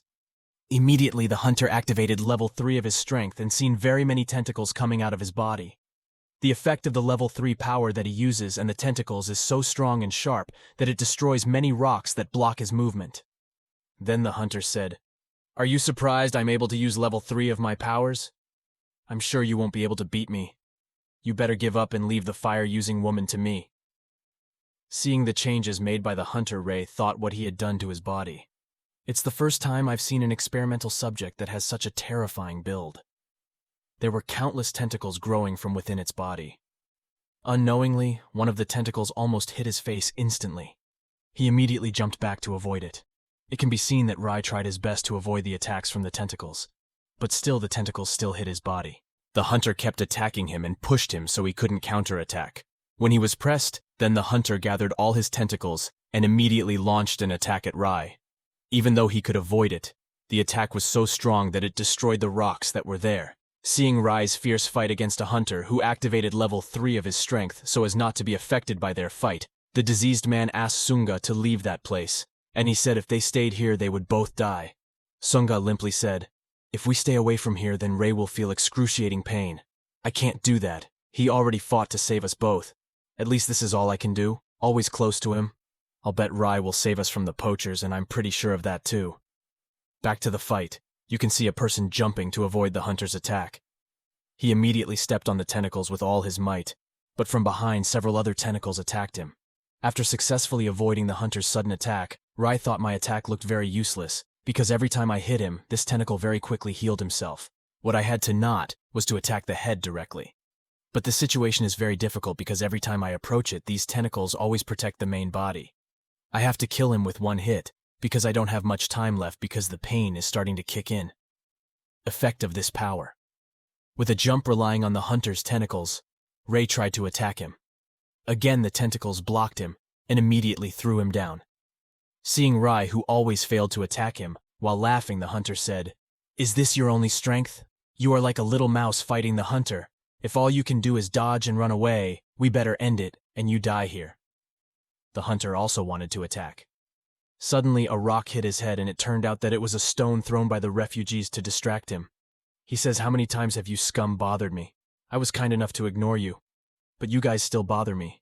I can't let you live anymore. I will kill you all. But when the hunter was off guard, suddenly a hard punch hit his face so that he was immediately thrown away. It can be seen that the hunter got back up after he got a punch that was right at his face. With the remaining energy, Rai thought, is this the limit of my strength? It seems my punch can't stop it. I don't want to die. Why do I want to continue living in this cruel world? What should I do? I can't even beat him yet. After throwing his hat, the hunter said, "How dare you damage the hat that has been given to me by the noble sir? I can't play games with you anymore. I will eat you and destroy you right now." When he heard the name that had been spoken by the hunter, suddenly his heart was very strong and opened his childhood memory when his mother, who had died, was killed by a snake. At a glance he said, "What I feel is my chest like it's going to explode. Please, what should I do?" After remembering his past, he said, "So this is the reason I continue to survive. Now I understand what my real goal is. My goal is to kill the blood that has taken my mother's life. I will find him and avenge my mother's death." It was immediately seen that his body immediately mutated with a very powerful force. Seeing that, the diseased person said, "This is absolutely impossible. How could a person like him still in this death zone have his body already mutated as a result of the experimental subjects he had passed through?" Then the person explained that a mutation could be caused by a form of trauma of an experimental subject or his will. Most of the people who had been their experimental subjects mutated into giants. Because they were afraid of giants, and a person with greater willpower would mutate with tentacles and desire to have a lethal weapon that could be used remotely. Because of the strength he experienced when he saw you almost died by the big hunter's punch earlier, Rai mutated to become the person with the strongest punch. Then the hunter was very surprised when he saw the awakening of his strength. He thought, how could he be able to survive with that power, even though he could barely withstand level 2 strength? But this didn't make sense. Rai shouted, he said, "I will kill you wherever you are. I will hunt you. I will kill you." And unconsciously he said it repeatedly. After saying that, it was seen. Rai jumped and attacked the hunter. Seeing that, the hunter returned to unite all his tentacles and tried to block the attack that had been launched by Rai. But he was very surprised when Rai destroyed his tentacle clumps very easily. He said, "I am the greatest hunter that Mr. Sakan has. How can you beat me?" Then Rai attacked the hunter again. Again, the hunter gathered all his tentacles and formed it to resemble a very large shield and pointed it at Rai. It can be seen that the two of them clashed blows that were very strong, resulting in enormous destruction. With great strength, Rai managed to destroy his shield. He says, "There is no way my strongest can still be destroyed by him. Who exactly is this person? Where did he get that immense power from?" Not only destroyed his shield, he also caught his body and immediately hit him so hard that the hunter was blown away with great force. It looks like they were very surprised when they saw Rai's extraordinary strength. He was able to kill the top 2 Topzone Lord Hunters. Before his death, the hunter said, "You think after killing me, you will live peacefully. From now on, you have entered hell voluntarily. Wherever you go, as long as you are alive, even though until the end, Tuan Sakan will always be there. You won't be able to beat it, let alone surpass it." After saying that, the hunter finally disappeared and died. The refugee residents were very happy, because they had been saved from the torment of the hunters who had held them captive. Witnessing that, a sick person said, "I admire you. You really believe in him and you want to bet if he can save us all." Then Rai was seen starting to falter and lose consciousness, so he immediately fell down due to the effects of the power he had raised. In a match arena with a large yin and yang symbol in the center as an ornament, you can see the audience crowding around and watching the battle between players. The winner is named Jo Jung, who has level 200, while the player who loses is named Walnut. Jo Jung was smug, as this is an easy battle to him. With health bar still full, he looked at the audience and asked, "Is there anyone else?" The other participants who heard this felt awe, fear, and envy at the same time. They couldn't believe that Jo Jung level had risen to 200, but they hadn't heard of him.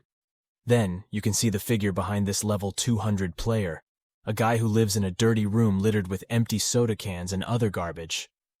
The man in this room is seen sitting on the computer and smirking evilly, saying that he paid a lot of money to dominate the servers, to then shows his strength. Jo Jung said that he went through various difficult levels to reach the level he is today. He spent 5 years in this game and continuously raised his level, so that others would look up to him and worship him. Thus, this is the moment that he's been looking for whilst withstanding all those difficulties.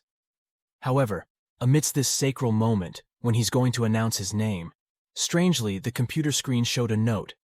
It said that strange data was found in his account, and he was banned on suspicion of using illegal software and cheating. Unable to hold back his anger and shock, the man started shouting in anger and annoyance, as he had spent 5 years to reach level 200, and he ended up punching the computer until the screen broke.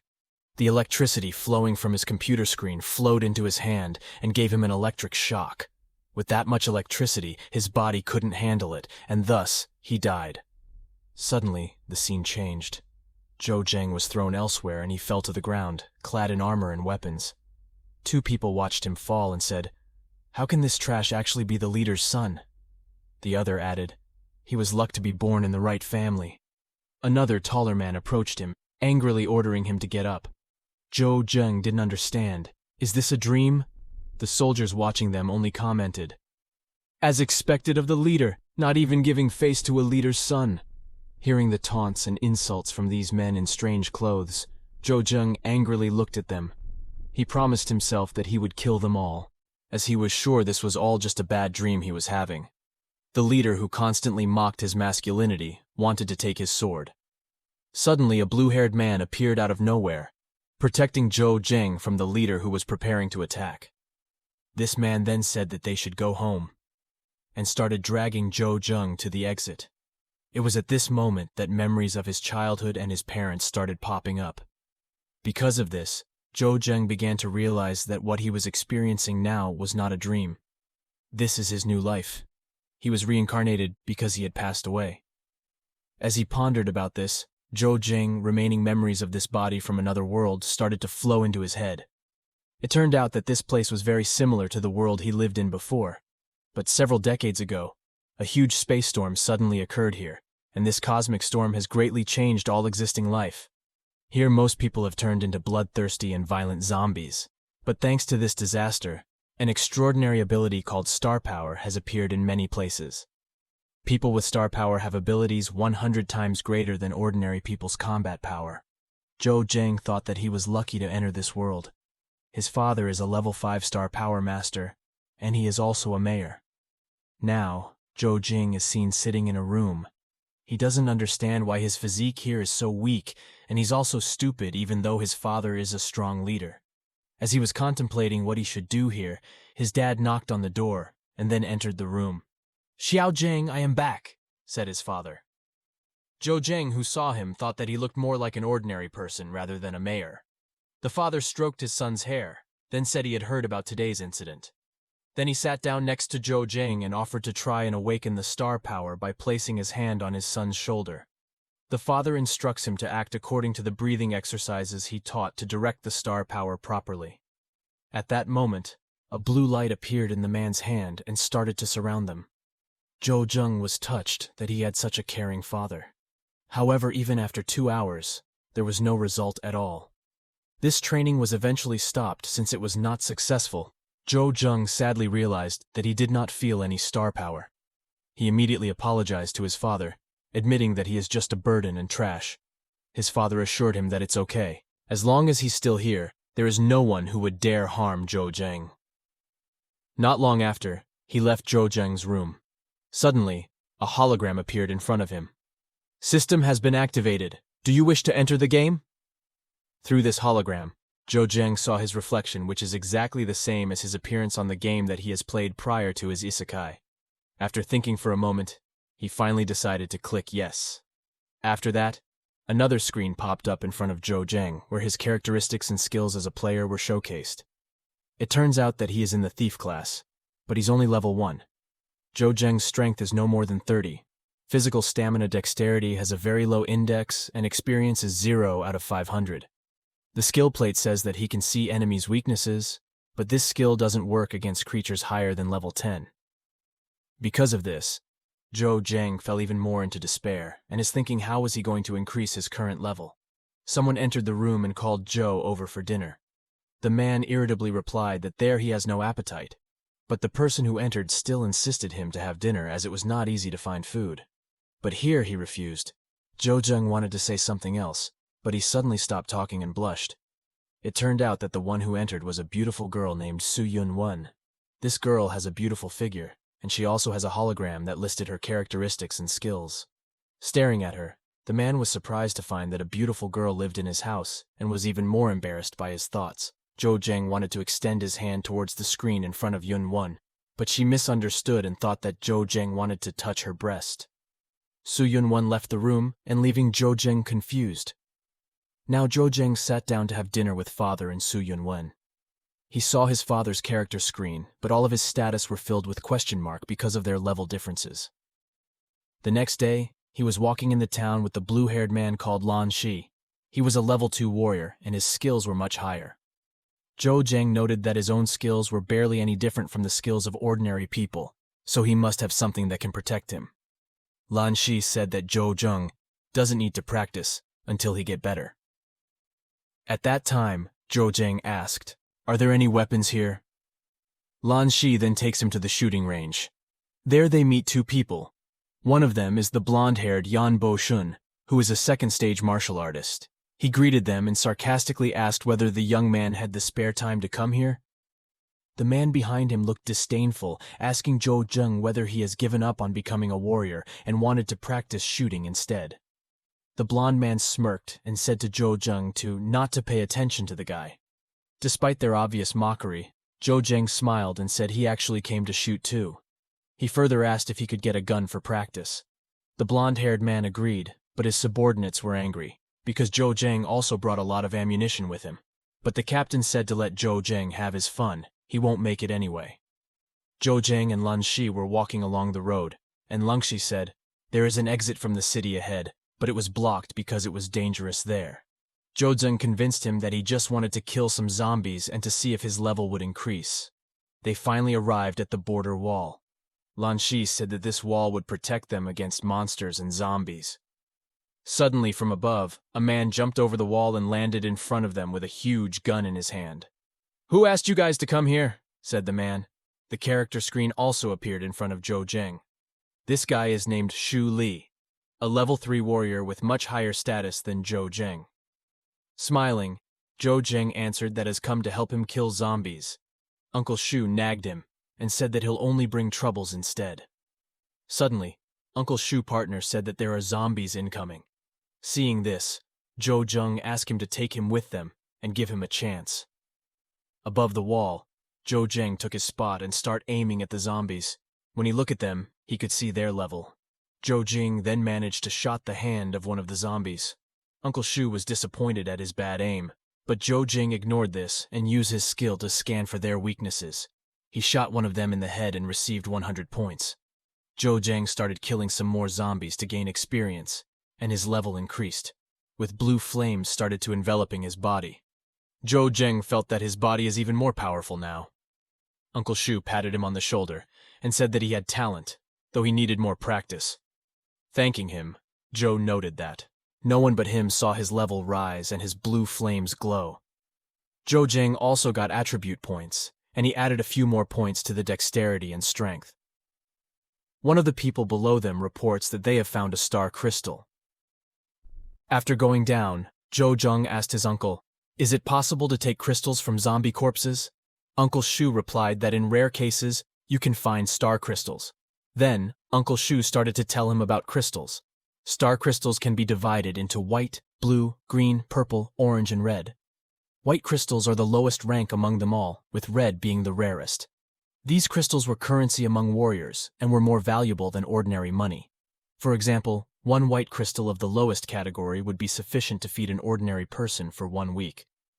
After that, Zhou Zheng gave his crystal to Uncle Shu. Zhou Zheng proceeded to say that it's to thank him for allowing him to practice shooting the zombies. Uncle Shu's subordinates noted that Zhou Zheng wasn't a very bad person. After half a month, he managed to advance to the 4th level.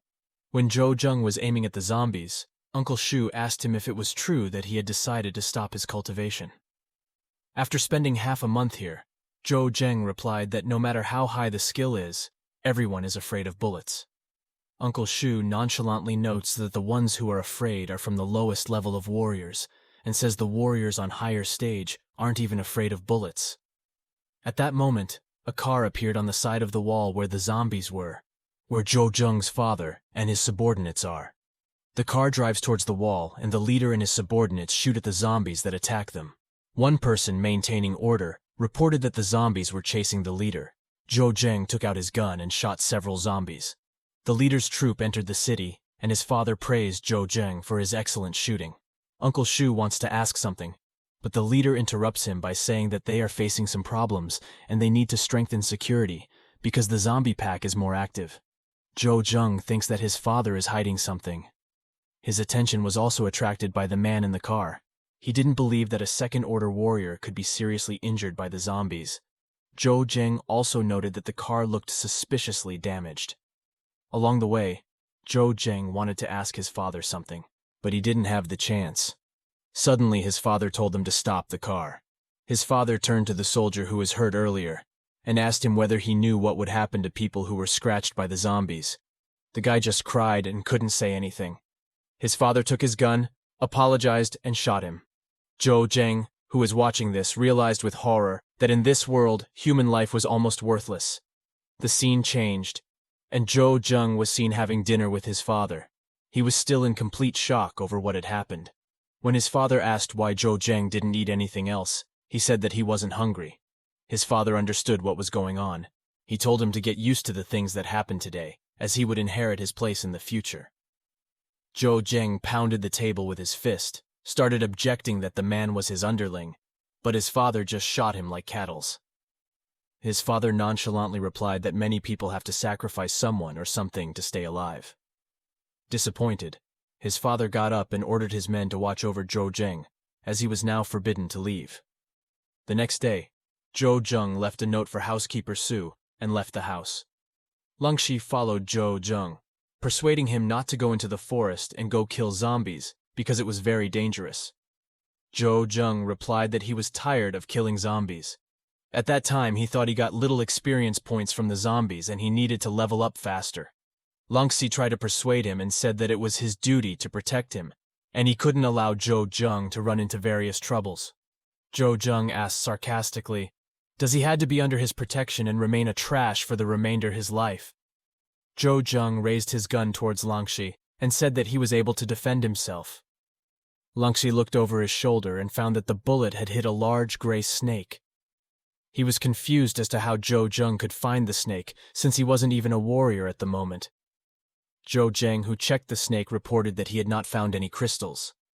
Because of the snake, he gained experience and headed into the depths of the forest. Langxi angrily told him not to go there, because there were many gray snakes and even third-stage warriors, which is hard to beat. Lan Shi chased after him anyway. When Zhou Zheng and Langxi returned to the wall, they met a young man who greeted them and said they came early.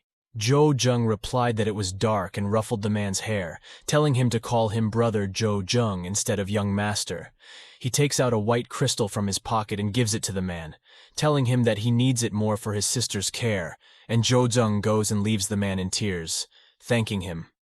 Langxi, carrying a bag over his shoulder, asked him whether they will give out the snake meat again. Langxi was confused.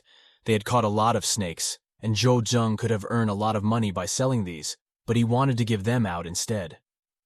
The both of them came to an area where many children were playing, and the children were watching them happily. They came to Zhou Zheng and asked him if he had brought meat. Langxi glared angrily as he dragged the sack of meat. They put the meat on the table, and then the adults came up to them. A lady gives water to drink and gratefully thanked Zhou Zheng as he has risked his life to hunt these snakes for them. Zhou Zheng smiled and said that there was no need to worry too much, and he wasn't afraid of these snakes at all. The scene changed as Zhou Zheng was seen eating with his father. Zhou Zheng listened as his father nagged him for leaving the house even though he has forbid him to. During this half a month, his father asked Zhou Zheng, "Is the rumor true that he has become a skilled sniper?" Zhou Zheng said that if the door doesn't open for him, you can always use the windows, and this is why he started to focus on shooting practice instead of cultivation. His father got up from his seat and reminded him to keep his distance from the people lower than them as they may become a burden to him in the future. Zhou Zheng remained seated with a gloomy face. Commander Yan and his men were strolling around the city. Everywhere people only talk about Zhou Zheng's marksmanship. Commander Yan was angry as he didn't expect the trashy Zhou Zheng has a good shooting skills. Then Zhou Zheng himself appeared before him, greeting him. Commander Yang greeted him indignantly and said that he wanted to take a look. Zhou ignored him and kept saying the weather was good for hunting. Commander Yong raged and said he talked to him. He felt differently, replied that he did not know, endured anger and smiled and said that there were rumors about him in the city where Sheng was, saying it was all head and neck, and there was no point exaggerating his skills. The commander glared angrily, offering Zhou Jing to compete against each other at a moving target, but Chang Zhan said it was too boring. The commander irritatedly asked what he had to offer. Then Zhou Jing pointed at the wall and said, "Hunt outside and win the one who caught the most valuable prey." The commander agreed, said, "They will start in a week." Langxi was sitting on a tree with Zhou Zheng and told him that the boy Commander Yan roasted was a dangerous and two-faced person. Zhou Zheng was deceived by his appearance. Zhou Zheng looked somewhere far away, said that he had seen many such people, and the actor from Young was a worthless Langxi, looked at him and asked why he agreed to the bet, because anything could be expected from the commander. Jing took out his sword and said that people like Anne need to realize the variability of this world and attack the large flying mosquito. After killing this monster, he gained 10 experience and was glad that he was getting used to close combat. No reason to worry, saying they should also prepare beforehand. The next moment, we are shown the ruins of the city and zombies roaming the streets, sitting on the roof of one of the old people's houses. Enjoying this sight, said that fun was about to happen. Langxi walked around town. Locals greeted Zhou Zheng and wished him good luck in tomorrow's competition. Seeing this, Langxi said that he managed to change people's opinion of him and he became popular among them, to which Zhou Zheng nodded with a smile, the leader in his.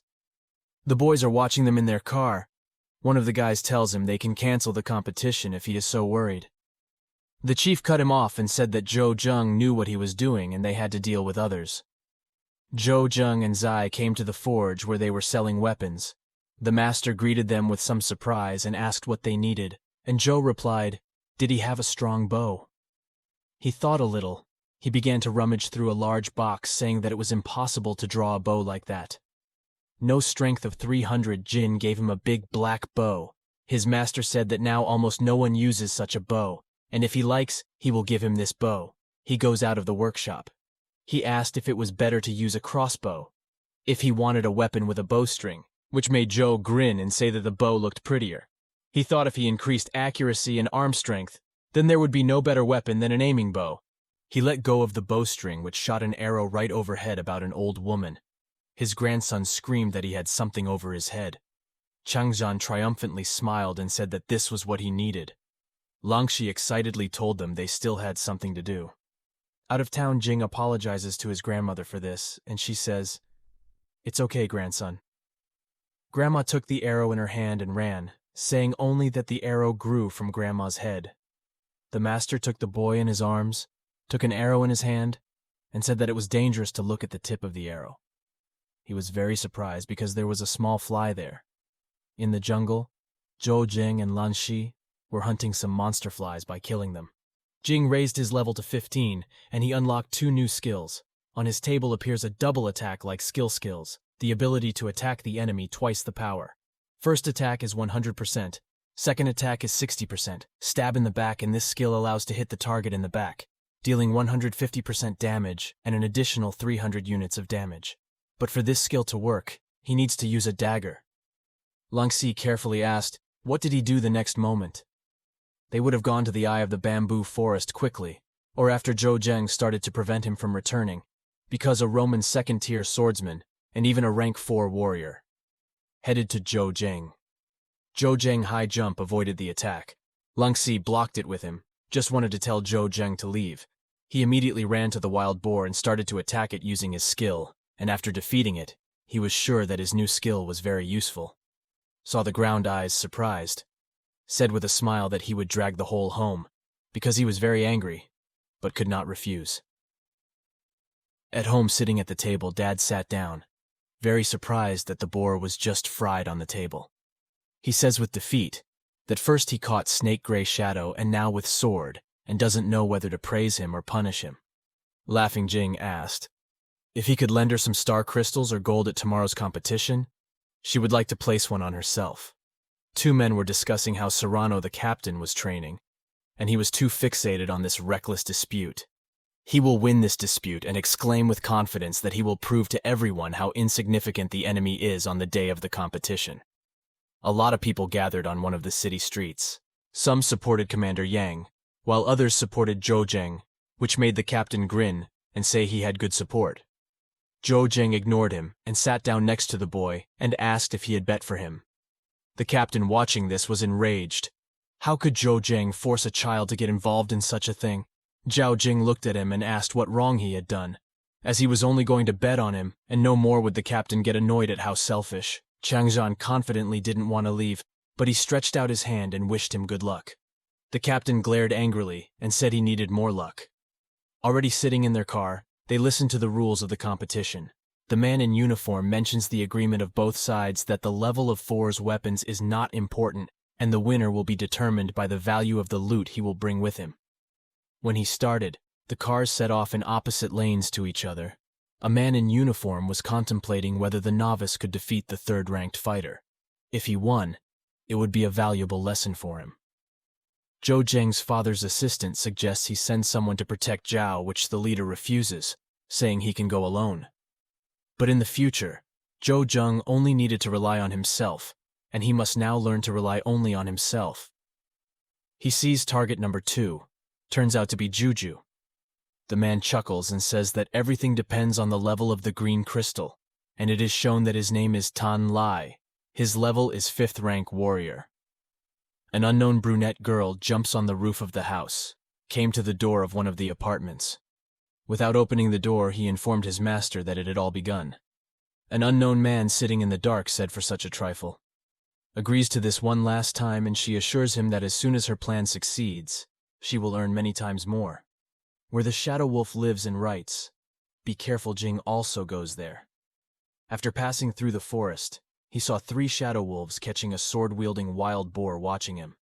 They started crying threateningly and prepared to attack her, and Jing jumped up and attacked one of them. Zhou Zheng defeated 5 shadow wolves, but he himself was injured sitting on the ground and caught his breath, so he looked at his ability plate and thought that his skill slightly worse than rank 3 appeared on his body because of the wound he received, and red liquid appeared on his hands. Then a sign appeared where it was written that a small healing potion of this liquid would help restore 120 units of health for 6 seconds, 20 units per second. Opened the lid of the potion with the knife that he snorted. This suspicious potion, and a bit frightened, thought that the potion looked more like a disinfectant. After pouring a bit of the potion onto his wound, he wondered if it would help. But seeing that it didn't help, he drank a little, and then the wound on his pile quickly disappeared. Looking at the potion in surprise, he noticed that the effect of the medicine was very fast. At the edge of the forest, 3 people were sitting under a tree. One of the people, named Yong Yu, the 2nd rank warrior, asked his partner, did he bet on anyone whose partner was from the 3rd rank? Aggressively rejected her because she earned her hard-earned money, and she wouldn't waste it on such stupid things. That girl was also a warrior of the 3rd rank. Jumps to his feet, says that someone is coming. It was white-haired man. Tang Lai approached them. Tang Li was a little surprised that there were people here. The girl stops him, telling him not to come near her. He raised his hand in a peaceful gesture and said that he just got lost and took Zhou Zheng's photo from his pocket and asked, do they know this person? He looked at the photo and said it was Zhou Zheng, and they saw him in the morning. Hearing this, he grinned and attacked the girl, killing her immediately. The second orders you to run and attack Tang Li, but he can also face it by saying that if he has killed the wrong person, his conscience will torment him. You tremble with fear, asking, why make his fingers as if he wants to click? He said that he did not like leaving traces or witnesses and killed him. Jing thought that this was their leader, but after looking at the equipment, he realized that it was broken, and he definitely wouldn't be able to cope with the vocals. Without looking at his watch, he saw the hand showing the hour of the day, and if he did not find any valuable loot, then everyone would consider him a non-entity. Out of the corner of his eye, he felt movement and looked and saw that red line of life was Tang Li. Tang Wai looked at where Zhou was sitting, but he no longer paid any attention to him. Zhou Zheng immediately hid behind a tree and noted with vigilance that he was clearly very strong, hiding behind a tree. Zhou Jing realized that this man had come to kill him and gathered his will. He attacked her first. He jumped high and hit the ground sharply. Tang Li was taken aback and surprised, taking advantage of the moment. Zhou Zheng started to attack him with his dagger with lightning speed, as a result scratching his face. Zhou Zheng saw his abilities and realized that he would not last that long and decided to use his own. The trump card, which was a double strike from Tang's punch, responded to the nearby tree. He did not know how Zhou Zheng broke through his block, but his life indicator had been reduced by a minuscule amount. Tang Li was surprised by his speed and strength, because everyone told him he was a rookie and a jerk. He was angry at Zheng because they had told him about Changjun Jing. He looked at him and asked if Great Sun Yen had sent him. Tang Wei activated his sword and said gloomily, "For a man who is about to die, there is no need to know so much." His blade was hit by blue flames, and he hit the ground. Even the trees fell from the force of the blow. Zhou Zheng realized that he would not pull this fight and beat himself up. Tang Li searched with his eyes, saying, "No matter how well he hides, he will not escape." Carefully looking at him, Zhou Zheng began to scan his vulnerabilities. These were his knees, hands, head, chest. He fired his cannons, but the man was able to dodge the bullets while striking again with his sword. But sense can hide quickly. He tells him, looking around, that it seems he doesn't realize how high the physical fitness level of a martial artist of the 6th rank is, and states that he can easily dodge bullets with his eyes closed. Zhou Zheng, sitting on the branch, decided for himself that it was time to call for an assistant. Jumping on the ground, she started shooting at Tang Leia, but she still easily dodged the bullets, and after her, she dashed off the cliff. Tang Li jumped up after he wanted to attack with his sword, but stopped when he saw a pack of shadow wolves below. By this time, Zhou Zheng had attacked one of them using his new skill. Tang, surrounded by wolves, screamed at him that they were both going to die. One of them bites his leg, but he uses his powers to kill him. The sleeping leader of the white wolf pack woke up from the noise that carried his fangs. He menacingly began to approach them, jumping on one of the rocks. He howled into the sky. The white wolf, with its blue eyes flashing furiously, started to approach them, and then all the other wolves surrounded Zhou Zheng and Tang. Looking around, Zhou Zheng thought to himself that it was still possible to break through. The man looked at him and said, even though he could get out of here, but it would be impossible for him. Zhou Zheng took out 2 bombs while grinning angrily and threw them on the ground. Because of the thick black smoke the bombs formed, and because of that, Tang Li didn't notice how fast Zhou Zheng disappeared. There was only one enemy left, and the wolves started to attack him. The plan worked. After some time went quiet, and Zhou Zheng descended to the ground. Tang Li was able to kill all the wolves, but he himself was killed by the white wolf. Zhou Zheng wondered how one person could cut the entire pack, including the leader. So this is a rank 5 warrior skill, approaching Tang. She took out a small bag in which there were green and blue-white crystals. The overjoyed Zhou Zheng found something else incomprehensible. Without understanding what it was, then he noticed that the leader of the wolves was still breathing, and raised his dagger, said to end his suffering. The town where the people were waiting for Commander Yang and some Jujins, wondering, why did they come back? One person asked his friend, "Who we bet?" He replies that he's betting on Commander Yan. After all, winning is guaranteed even if the profits are not huge. Said everything would be fine. In Commander Yang's master car approached the gate, and he entered the city. Everyone greeted him happily, praising how much game he had brought with him. From hunting, his father approached and asked if he was hurt. The commander waved, saying the main thing that will win the non-entity, the rest, nothing. Yan's father smiled at him and ordered his subordinates to take him to rest and see the leader. He said that the results would be announced when Zhou Zheng returned. Then the sound of a motor breaking down was heard, and people immediately turned to look at Zhou Zheng's car and happily called out his name. Then they gathered beside their car where their loot was hidden. Commander Yan looked at the people and called out that he had a suggestion. His suggestion was this: let people count their loot one by one and not all at once. At the same time, Zhou Zheng's father saw this and said this man wanted to humiliate his son. Zhou Zheng was different, shrugs her shoulders and tells her to keep it up. Commander Yan chuckled angrily and said, let the prey be counted first, and then the speaker's Jujan said that they would start estimating the cost of Commander Yan's game when the prey was found. Everyone complained in awe. The commander chuckled and asked Zhou Zheng, who could win this competition? Everyone saw Commander Yang's loot. It was level 2 wild boar warrior. The speaker just wanted to say the value, But the commander stopped him, saying that it was necessary to check if there was a star crystal inside the boar, and then reward it. The people inspecting the loot converged because it had to be done after the appraisal, but Jan gave up on them and said let them check. Upon checking inside, they found a white crystal of average grade, and the price of the pit itself was for one white crystal of the highest grade. Jing told Yang that luck was on his side. The commander proudly tilted his head back and replied that only weaklings believe in such things, and people like him won without him, and smirked angrily. She asks if he needs crystals. Said he could have the crystal value. Zhou Jing only purposely smiled shyly and thanked him. This angered the commander even more to applaud. He turned to people, saying the production wasn't over yet. It's all just the beginning. Looking at the inspector's car, seeing the third-level forest spider, everyone felt both fear and awe at the same time. Commander's father faked a smile and said that even a level 4 warrior couldn't even get close to a forest spider. The price is 3 white crystals of the highest grade. The people at Young's side happily shouted his name, thinking that he was the victor.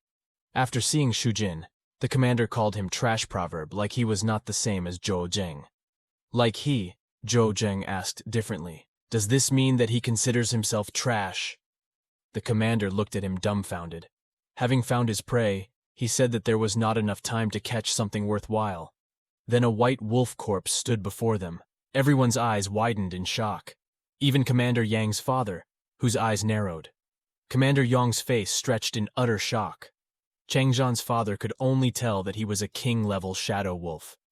Xiu Junwan happily requested that young master be able to defeat a level 4 monster. The speaker stated the cost of a white wolf. 4th level Shadow Wolf King's fee was 1 low-grade blue crystal. People excitedly started discussing the cost of blue crystals being the same as 100 white crystals of the highest grade. The rest of them were supporting Zhou Jing, happily starting to throw his name out here. Commander Yan angrily declared that he was underhanded to challenge the Shadow Wolf King himself. You must be a warrior of the 5th rank, and he who shuffled the highest pointed at him, and said it was worth thanking your command, as he was able to defeat this wolf. Then he said angrily, because he was the one who sent a 5th-ranked warrior to defeat such trash. Like he was confused by such a statement. The commander accused Zhou Jing of cheating and said that he wanted to frame him. Suddenly the commanding father yelled at him to shut up and pulled out his trademark smile. Says that he will correct his son's behavior. At the same time, Zhou Jing complimented. Zhou Jing noted with suspicion that this man with narrow eyes did not inspire confidence. Zhou Jing's father looked at him indifferently, saying that it was all just a dispute between 2 boys, and there was no point in focusing on the situation. In the next moment, we are shown where Jian's father's assistant is thrown into a dark room, about to use the second method, and at Zhou Jing's family home celebrates his victory by clinking mugs of beer. After one gulp, he coughed and said how bitter it was, to which his father patted him on the shoulder, saying, "It always happens when you try alcohol for the first time." Zhou Jing ate his own food, realizing that no matter which world he was in, alcohol was definitely not the topic. Zhou Jing's father raised his cup of beer proudly, congratulating his son, and drank it all down. Zhou Jing's eyes watered a little from this. Zhou Jing suddenly wanted to say to Zhou Jing about Commander Yang and his father, but suddenly fell silent, remembering that he had no evidence to accuse them yet. Besides, he is still not sure of his own guess, so rash statements can cause a lot of trouble. His father smiled at him and told him not to take youngster's words to heart, and he added though his abilities were impressive, but his character wanted the best. So Uncle Zhou Jing raised him. Zhou Jing decided for himself that he would dig this himself sitting in his room. He held in his hand an incomprehensible object he found in a pocket. This thing looked like a flashlight. There was only a small red light on it, thinking it was a bomb. He threw it on the floor and hid behind the bed. After a few seconds, realizing that she didn't explode by holding him, she started to look pretty, thinking if this could be some kind of communication device. Suddenly someone came into the room with a big bag of crystals and said they had sent him crystals for his bats in the competition, carrying the bag with great difficulty. She asked where she should put it, at which Zhou awkwardly waved her hand quickly, babbling, so she put the bag on the floor and approached him. He takes her in his arms, which she objects to as she is the housekeeper here, and she has to do it herself. Interrupting Zhou, he replied that she was an ordinary girl for him, and told her not to limit herself to her position as a housekeeper. Someone appeared out of nowhere and asked if he had time. At the competition, he proved to many what he is capable of, and now he needs to learn how to do the city administration. They smiled awkwardly and said that she didn't want to be chief, but wanted to ask her about something. When asked by his father, he replied if he could help improve his equipment with the help of the crystals he drew. Went to father's office. Commander Yong, where he and his son and assistant discussed Jo Jung. Yong Bakeson was enraged to find out from the assistant, judging by the Shadow Wolf King's injuries, he was killed by someone else.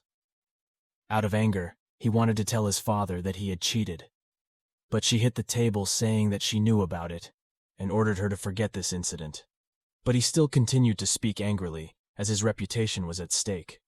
Father gave him a somber look, ordering him to come out.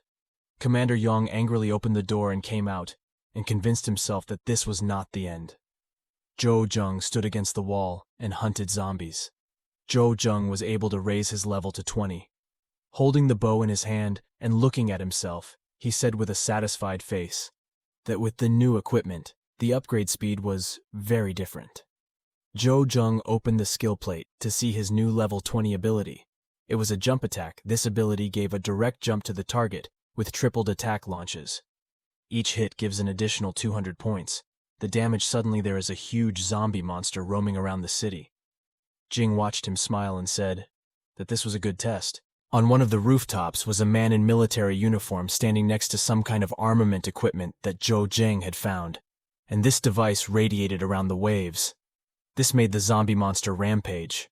A man in uniform on the radio says the final stage is regeneration. While the zombie was running in the direction of the incoming wave, Jo Jung scanned its vulnerabilities and fired a crossbow that hit directly at the monster's head. Because of this, he rode a lot, but he was able to easily pull the arrow from its head. Jing was taken aback by this and realized that such a monster could not be killed with a single shot to the head. Then the monster saw him growling, hit him with a big iron. Jo Jing was able to escape the impact and jump onto the roof of another building. The monster immediately attacked him. Jo Jing jumped high and activated his new skill and hit the monster behind the neck. After that, he stabs the monster in the back, and this helps reduce the life strip level to half. The angry monster hit where Jo Jing was standing again, but he dodged again, sat down on the roof of one of the houses, and cleaned his sword. An unidentified man in uniform turned towards the sound of destruction and wondered what was going on. He wakes up and sees where the sound is coming from. He was interested in what was happening there. Meanwhile, Shujin is able to defeat monster by obtaining a blue crystal. He went to the city gate on his bicycle, but then he was stopped by the guard. But immediately to recognize him, one of them greeted him. He asked what happened as there was no guard here in the morning, to which the guard said he did not know himself. According to rumors, the zombies near the town for some reason intensified the vigil. Jo Jing thought it was strange, but he noted that there were really a lot of zombies today. Jo Jing went to his father's office and opened the door. He saw that his father, Uncle Commander Su's father, was a man called Lao Yu, who had previously beaten up Jo Jing and father's assistant. He gathered there. The leader called in and said, "Listen to their discussion." The leader told the assistant to continue. He adjusted his glasses, pointing at the big screen where one of the big monsters was displayed there. According to the chief assistant, they found that there is a big zombie in the old part of the city, and he is heading to the city by now. According to their calculations, it was known that tomorrow afternoon he could reach the city and he would not come himself. The man who defeated Zhao earlier said, even if they could defend the defense, but best of all they should attack and destroy it. Commander Yan's father agrees with him. As the harvest is near, and as head of supplies he doesn't want a crop failure. The leader asked your uncle, has news of the mobilization spread throughout the city? Uncle Z assures him that no one will find out about it. The leader loudly declared that tomorrow they would go out of town to raise troops. Yan and Su would cover the rear. Approaching Jo Jung, he said that in his absence, his son would run the city. Everyone was a bit surprised by this news, especially Joe himself. Now he was sitting in their father's office. They were discussing the day's news. His father said that he just needed to gain experience in such a thing. He tells her to think about it again because it's too dangerous for her. The father said that there was no reason to worry, as he was a warrior of the 5th rank. Otherwise, they will be annoying. They left his office. Jing asked him to return safely. Looking at family photo, he turns to his late wife with kindness, saying their son has grown up, they are waiting for them. For several days and one day, while Su, Zhou Zheng, and uncle were patrolling the walls, one of the soldiers ran up to them and reported that the patrol had returned. One of the soldiers holds his comrade, saying that trouble has happened to him. His face immediately changed to worry. He left with Langxi. Sitting in the car, she asked Langxi what she thought of her father. He says he doesn't know either, but the man who reported his father is also the truth. From the patrol looking at the ruins of the city, Zhou Zheng thought why there are no traces of fighting zombies here. Then the car suddenly turned the other way, looking at the driver. Zhou asked where they were going. The driver asked them to be patient, soon they will get to the right place. And then he had a red streak of life, and Zhou Zheng realized it was a trap. But he did not show that they were dead. The car stop ended, where a crowd of armed men were waiting for them. With an evil smile, the driver said they were there. Langxi asked suspiciously, "What's going on here?" Commander Yan Baekson came out of the shadows, saying that they should have understood what happened. Langxi blocked Zhou Zheng behind him and exclaimed, but he was able to evade time and time. How dare he betray Commander Yang's head?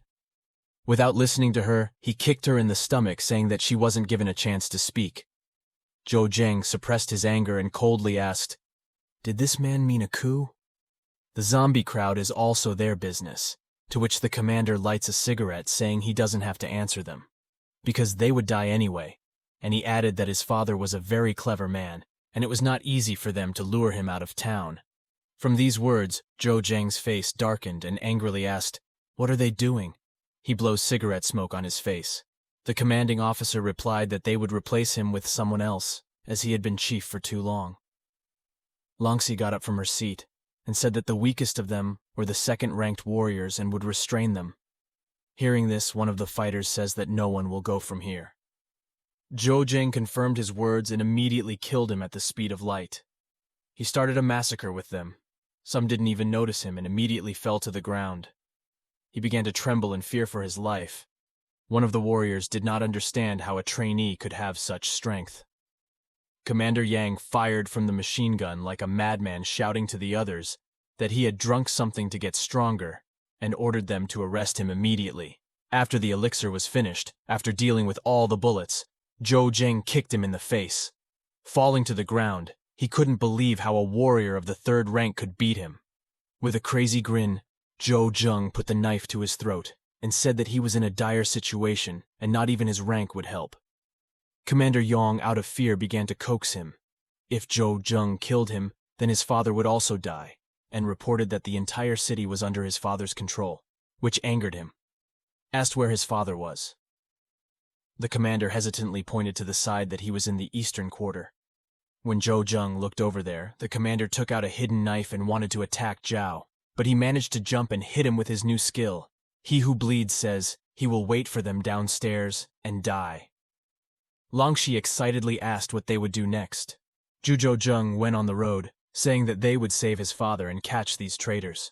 Crowds of zombies walking on city streets. Zhou Zheng's father carefully looked at the binoculars and wanted to notice that they were moving strangely. He took out his sword and hit him on the back of the head, allowed him to look at his sword arrogantly. Very good attack with a sword like that. He could easily beat the victim until he understood nothing. Coming out from the shadow of the tree, the leader shouted angrily, "So it was the two of them who betrayed him?" Young's father comes out to spin the disc in his hand and tells him not to forget to add it, and he tosses it to him. The disc he created from the leader's blue light immediately jumped backwards, but the people below started shooting at him.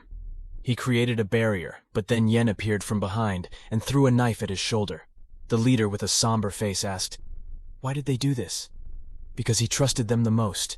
He arrogantly replies that in their world, trust is worthless, and people who have no power in their hands will be losers in their life. The chief laughs and tells them to let them try to kill him, downloading his star power into a sword. He swung it at Ian. He flustered, did not expect this, and fell to his knees, but held the blue sword. He called his partner to help him. Zhou Zheng and Langxi drove as fast as they could. Zhou Zheng only thought to himself that he would not let him die even if he was an insignificant father. They come to a place where there is defense. Langxi reported that right in front of them there should be a defense base. There are many empty lifelines behind the defenses. Jing thought that the entire patrol was dead, so their way was blocked by one of the soldiers.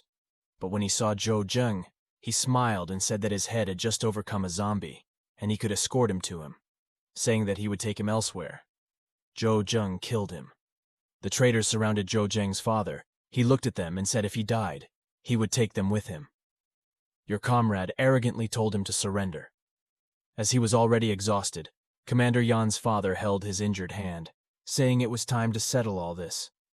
Through the leader's dagger, one of them gets hurt. The leader attacks the father, but he is able to survive, and attacks them with his hidden knife. They barely manage to dodge away for a long distance. Commander Yong's father looked at Lao Yu and said that he knew what he was thinking now, and if he died, all the barns in the city would burn down, and now you will have nothing left. He hit his head, but suddenly his sword was struck by an arrow flying out of nowhere. The three of them looked in that direction, and immediately they were shocked. Zhou Zheng was able to parry the sword. Hearing this, Zhou Zheng's father laughed out loud and said that apart from them, he had seen nothing. Then he turned to his son to help him catch the enemy. Commander Yongdua, the other merchants will deal with himself. Zhou Zheng told him not to worry and gave him healing herbs. Walking towards the enemy, he starts threatening him, saying that he has dealt with his son. Now it's her turn. Angrily asked, what had he done to his son? He replied that he had no right to ask about it after what he had done to Yang Chu, and violently threw the disc of his weapon at him.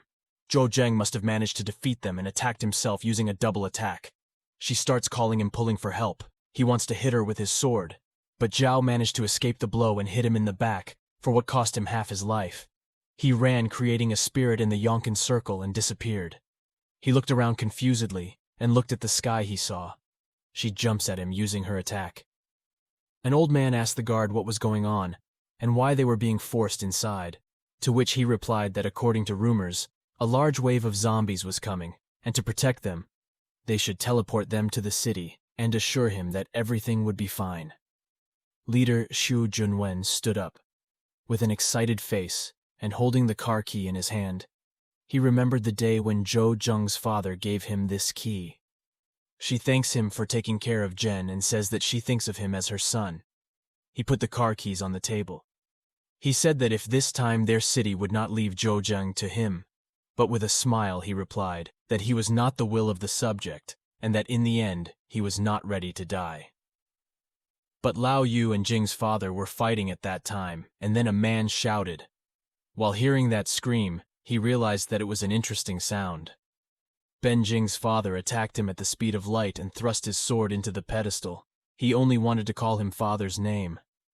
Zhou Zheng, with gloomy eyes, said that he wanted revenge, then let him wait in hell. After dealing with Lao and he pulled, they started approaching Yongchuan. He started shouting that if he died, then all the residents of the besieged city would also be buried with him. Zhou Zheng's father called out, silencing him as he brought up his sword. He said that he had heard rumors of a massive treason, but he could not even imagine that young Chun was involved in this, and how he dared to throw away the lives of people in the besieged city. Angrily, he replied that there was no point in this conversation. He didn't do anything for the city, but he didn't work hard for his insignificant son. To step over him took something. With a red button out of his pocket, he said, if you press this button, then all the barns in the city will change, and he threatens demanding to tell Zhou Zheng where his son is. Zhou Zheng said he was in a mess, but if he presses this button, then an unknown man in a military uniform appeared out of nowhere and told Jan that such indecisiveness did not suit him, and he wanted to tell him about one thing. Hearing this, his eyes widened in horror. He swears on his honor, saying that his son, the roasted young son, has died. He wanted to press the button of rage, but he stopped him, saying that he would send him to where his son is now. He just wanted to raise the dagger, but the man blocked it. His way by beating his punches and saying it's against the rules. Killed his employer. His name was Lu Yinchin, and he was a 6th-rank soldier. All soldiers fought zombies. Su, Uncle Shot the Gun exclaimed, even if they sacrifice their lives, they must endure until the people are completely evacuated. Then he was attacked by one of the zombies. He barely managed to hold it off. But on the other hand, he was attacked by another big zombie. Sue closed her eyes and covered her head with her hands. Then Zhou Zheng shot the zombie in the head with a bow and saved Sue. His uncle was happy that they had returned. Sue's assistant came running and said that all the residents had been evacuated. Hearing this, Sue calling to shut down the city, standing on their walls watching zombies. Uncle replies that he cannot think that he is a traitor, and he tells Chief that the barn has been blown up and army losses are too serious. They had several rank 5 warriors. It would still be hard for them to hold back so many zombies, and then Zhou Jing added that now it was impossible to give such a strong refusal, and it was better to evacuate people to return. After this way, Zhou Jing's father smiled kindly and proudly told Uncle Sue that he still has a managerial mindset. Someone carrying a tray brought them water. Zhou Jing immediately drank the water. Dad looked at her and said she had said the right thing. The excited Zhao said he would help with the evacuation, and then he suddenly felt dizzy. Her housekeeper Sue said that she would not be able to evacuate many people, due to the fact that they now had no barns. Sue looked at him and asked, was he sure? The chief smiled and said that this was the first and last lady. The chief opened his eyes. He found that he was in the helicopter and saw the eyes, and Sujin went to the controls. Langxi tearfully says that the chief insists that he will stay. Zhou Zheng stood up angrily and tearfully, looking down from the door.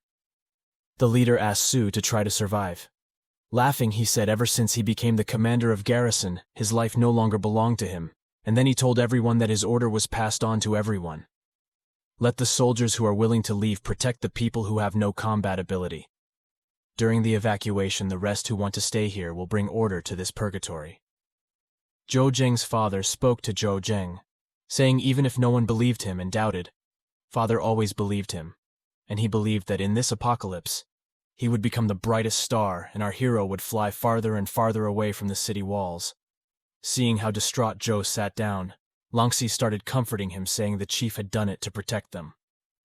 John clutched her hair, cried, and said that now they are desperate, as fathers and the people who remain behind the wall do not deserve such an end.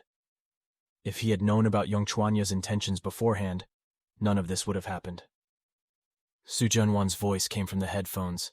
He said the chief told them that every day they live hard times. They are a gift, and no one can predict his fate, and this incident is not his fault. Langxi patted him on the shoulder, saying that Su was right, and they should move on. And then, ironically, they were attacked by a bird monster, which Langxi wanted to jump from a helicopter to drive them away. But Zhao blocked his path, snatched the rope from his hands, and jumped from the helicopter himself. He hit one of them with his new skill. The others immediately started flying. After Zhou Zheng, suddenly there was a deafening roar. Even the birds stopped hearing the sound, and then a huge blue dragon rose up in front of them. With sparkling eyes, he growled and continued on his way. Ignore helicopters. Zhou Zheng breathed a sigh of relief that such a healthy person doesn't care about them. And seeing Su, she compliments her that she's very good at controlling the helicopter. He confusedly replied that he was intercepted and wanted to say something about his family. But Langxi cut him off with his sails. He pointed out bluntly that he saw the city. Sitting in the back seat, the helicopter, they were looking at the map that Langxi bought from Wandering Warrior a few years ago, and if the map was correct, then the city they saw was now in the specified location. The city's name was Titan. Su looked at them excitedly and said that they had damaged the tail of the helicopter in the battle, and now they urgently needed to land. Zhou Jing gave the green light to land. Looking at the map, Zhou Jing said that if the license was correct, then Titan City was about 20 kilometers away from here, and they could walk there until nightfall. They start the journey. They walk through the forest. Suddenly Sujin shouted that he saw among the pieces. Zhao immediately grabbed his dagger and wanted to attack, but when he saw that it was a harmless hamster, he put it down.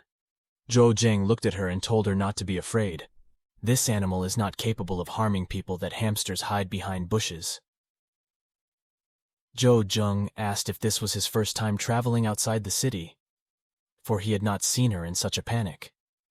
He nodded and apologized for the commotion. He found his way, and now they could get to Titan City faster. Walking in front, Zhou Zheng walked away. Then a car appeared on the road. Langxi and Zhou Jing readied their weapons in case of attack. A car with 4 people stopped in front of them. One of them was a boy with pink hair shaved to one side. Watching Su, John, as he greedily smiled, said he looked good. Ben Jing fired his bow, hitting the snake right behind them. Cool bow shooter.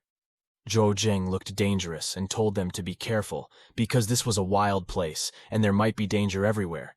The pink-haired one wanted to raise his sword, but he was stopped by the man who stopped him, told him not to make a mess, and they were in a hurry. Hurry up. Langxi saw them, after threateningly saying that if they attacked them, he would fight with all his might. This situation made Su uncomfortable, and she started apologizing. Zhou said that he shouldn't blame himself because it wasn't right. It's his fault that she grew up so pretty. The people in the car who had pink hair noticed our hero smirked and asked his boss, why didn't they stop them since there was a girl there? A man with a scar on his face, their boss, replies that it's better not to mess with the man with the bow and that they have much more important things to do. If they were on Titan, they would meet again. They finally arrived in the vicinity of Titan City. Zhou Jing saw a level 2 deer. Then the owner of this beast approached him, asked if they needed a cart, and he added that it would be difficult for them to find another bandage with horses and his services weren't that expensive. Zhou Jing asked the price of a trip to Titan City, saying there were 3 old men here. Had already started making plans to deceive them, but then people appeared next to them, who also wanted to take them to the city, offering their services. The old man realized he could lose the money, now said he would take it for a lower price. They finally left by sitting in the cart. Zhou Jing asked the old man, where did he get the deer? Had he caught it himself? He laughed a little and said that he wasn't very good and gave the average blue crystal for the deer to have. Zhou Jing asked, who is the trainer? The old man says that they are soldiers too. They only have the skills to tame some of the animals they use to fight or sell them, so they often call the trainer and look at them. He says they are not from here and asks where they are from. Maybe they came to visit their relatives here. Everyone fell silent, face dark. Realized that he said excess. He immediately apologized. Su Jian asked Zhou Jing not to blame himself and suffer. The head will definitely want to see Zhou smile and say that he is suffering and thinking what to do with him in Titan. They had come to the city gates to surprise all of them present, paid from the card to the city entrance. Since then, it is the central city walking around the 5th district. Their city notes that there is nothing special in the outback of the city, no better than in a village. Outside the city, Zhou Jing explained this by saying that the 5th district of the city belonged to the outside of the slum-like zone, and they started looking for a hotel.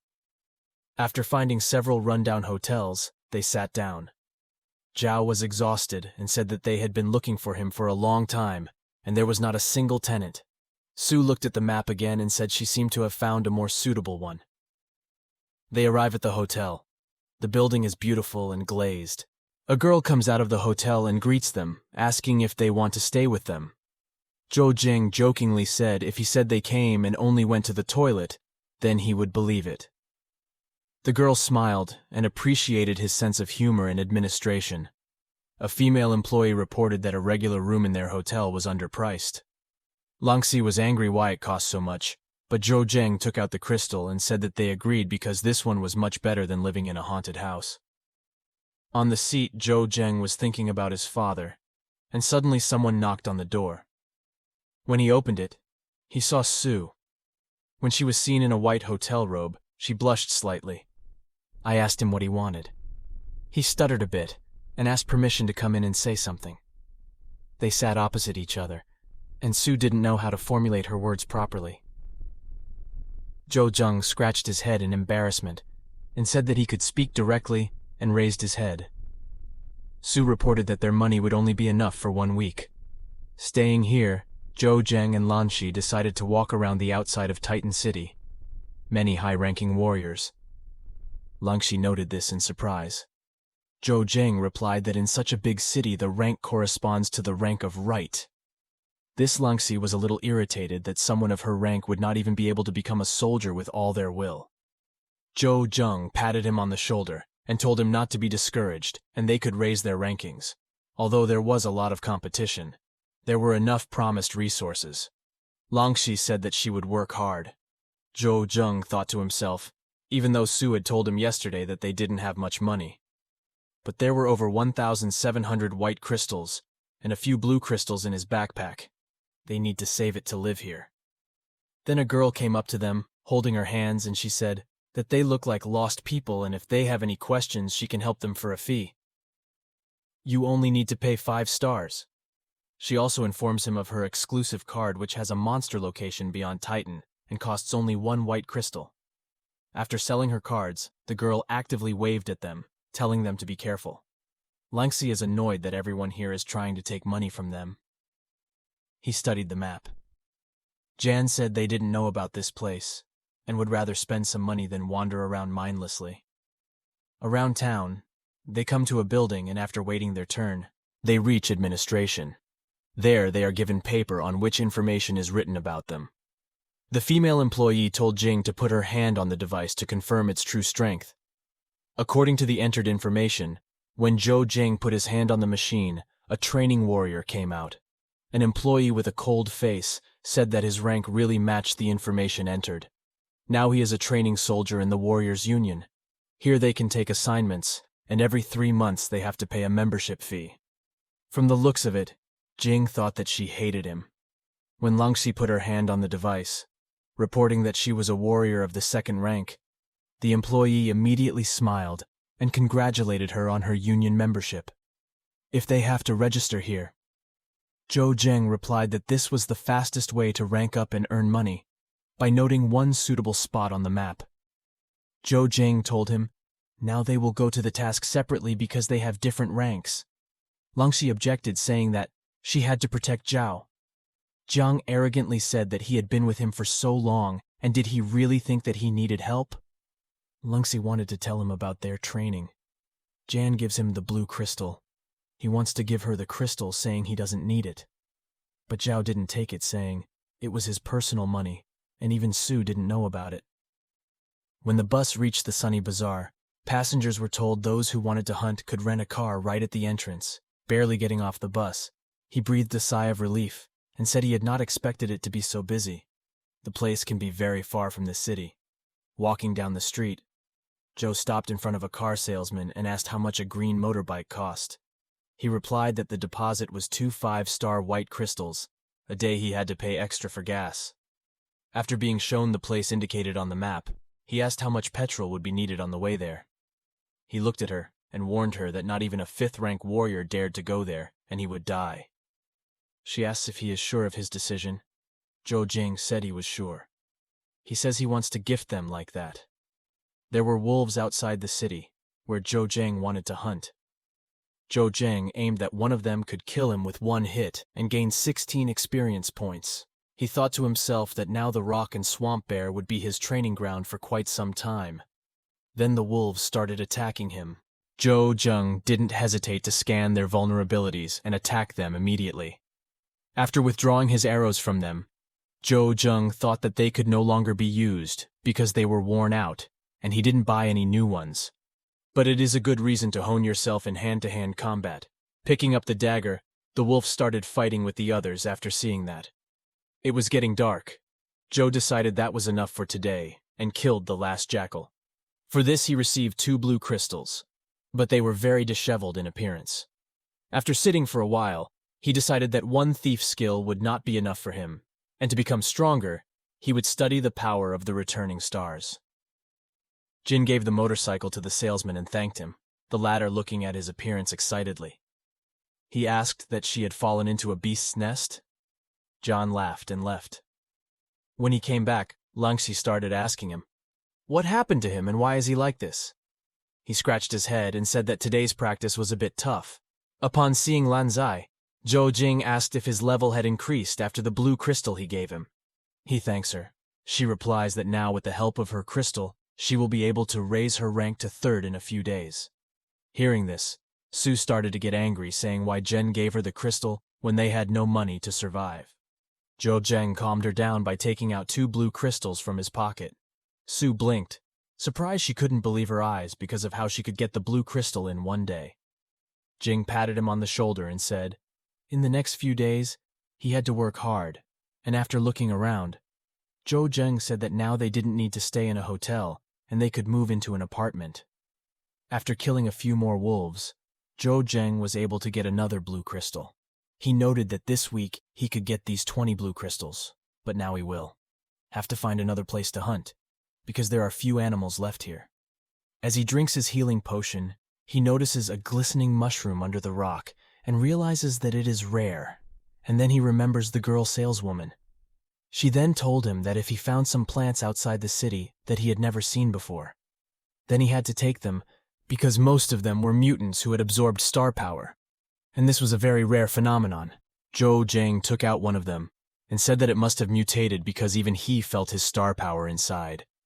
Zhou Zheng was finally able to come back from another hunt.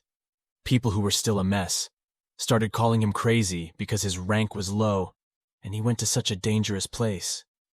So they couldn't believe that he was up against a huge monster that Zhou Zheng did. Ignoring rumors like that, he finally returned the motorbike to its owner. He said that he came early today. Zhou Zheng handed over the motorbike and said that he had to go to the shop. The salesman was very surprised to ask that crazy person also went shopping. Zhou Zheng didn't listen to him anymore. When he ran to catch the bus, there were a lot of people in the market. One seller encouraged buyers by advertising his Chanel perfume for only the highest single crystal. The seller turned towards those who were passing by, and then with the tone of the seller he called him, "Brother, let him buy perfume. It will cost less." Whereupon the man roughly grabs the seller by the neck and says, "He is a woman." The seller stutters in fear and apologizes. Zhou Zheng sniffed the perfume and said that he charged for 1 white crystal, while the seller and the woman were surprised to say sold. Zhou Zheng took the perfume and went home, hoping that he would like the perfume. From behind, the seller is still selling the perfume only now without Harrison. The woman had pulled out her wick, looking around. Realizing that there was no one, Zhou Zheng opened a portal and dragged leather out of there and started selling to them.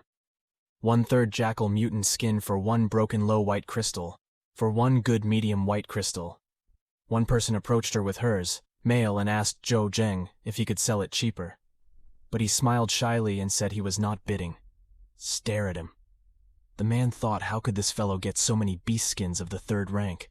Almost all the skins are still in perfect condition. Smiling, he said he took all the skins and gave him some kind of card and offered him friendship. His name is Zhang. He is a warrior of the 6th rank. On the card it said, "Equipment shop brings victory." At this time, Zhao started taking all the skins. Zhou Zheng asked him, would he check the goods before leaving? He smiled and said that he trusted his friends. And besides, it was enough for him to see the product once to understand what quality was already in his car. He waved and said that if he needed equipment, he could see into his shop. One person seeing this was confused. How could he sew the skin fast? And he turned to his commander. He says, if they have wolf skin like that, their chances of success will increase significantly. The person behind their commander said it didn't really matter to them, but the person objected, saying that they spent 5 days on this mission, and really the TM should break the contract, and then Zhou Zheng intervened.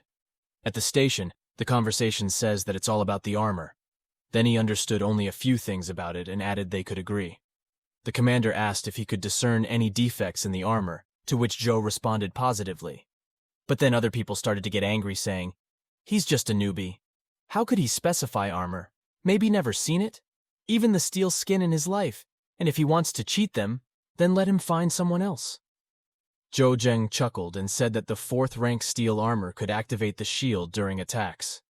Hearing that many soldiers of the 7th rank would not be able to handle it, he kindly patted the commander on the shoulder and said that he didn't think he even knew about this information. They only saw the mission to capture a mutant beast of the 4th rank and took it immediately without expecting it. Mission will be difficult. Commander dangerously winks his eyes, saying why they should believe him. Zhou Zheng shrugged his shoulders and said that he didn't force them to believe him. When the commander asked for the price, he said 1 lowest crystal.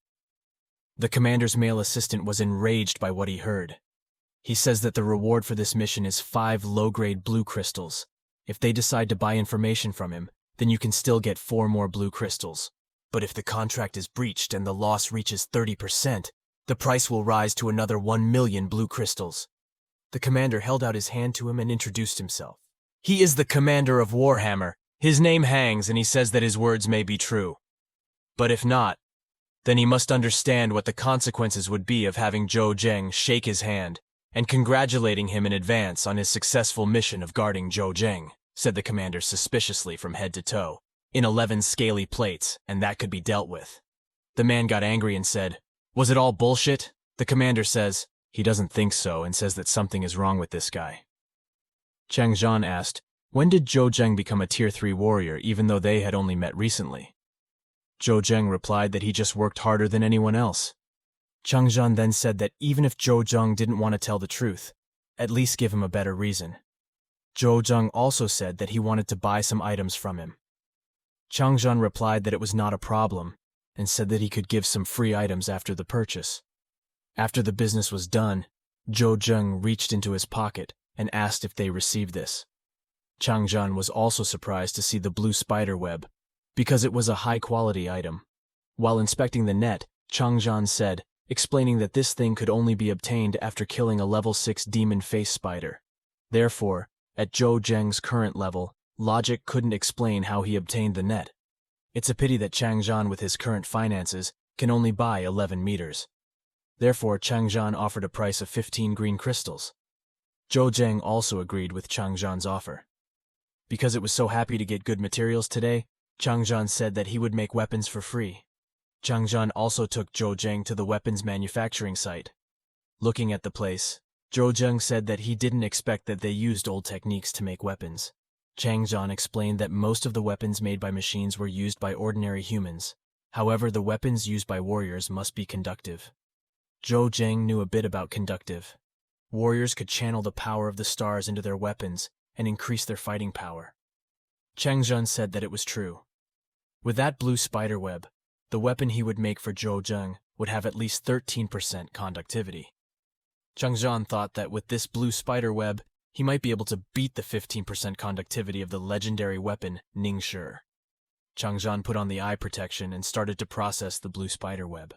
After the weapon was finished, Chang Zhan gave it to Zhou Zheng and said that the rest depended on his luck. Zhou Zheng felt that his weapon was very light. He then twirled the knife and held it. Chang Zhan was surprised to feel the aura from Zhou Zheng. If Zhou Zheng said that he was an 8th or 9th tier warrior, then Chang Zhan would definitely believe it. Chang Zhan was surprised to realize that the dagger's conductivity was at 20%. This dagger would have cost at least 1 mid-grade purple crystal, but he was giving it away for free. Zhou Zheng left and said that he was very grateful. Seeing Zhou Zheng leaving while waving his hand, Chang Zhan told him to leave immediately before he regretted and took back his words. After Chang Zhan re-entered the building, since he could make one, Chang Zhan thought that he would be able to make it again. As Zhou Zheng was walking in the city, he ran into young Master Luo and his subordinates. Young Master Luo's subordinate, who noticed Zhou Zheng, told young Master Luo that Zhou Zheng was the one at the training ground. The confident Luo said that he couldn't beat up Zhou Zheng on the training ground. Since it was outside, he wanted to see who was the strongest. But young Master Luo's other subordinates were worried and said that Zhou Zheng killed the mutant gorilla earlier. He was so unsure that they could beat Zhou Zheng. Young Master Luo punched his underling in anger and said that Zhou Zheng must have used some trick, as there was no way a Tier 3 warrior would do that. Young Master Luo then came to his senses and remembered that Zhou Zheng was previously a Tier 1 warrior. His subordinate replied that Zhou Zheng had advanced 2 levels at a time. Young Master Luo kicked the underling who answered his question and said that he didn't need to remind him.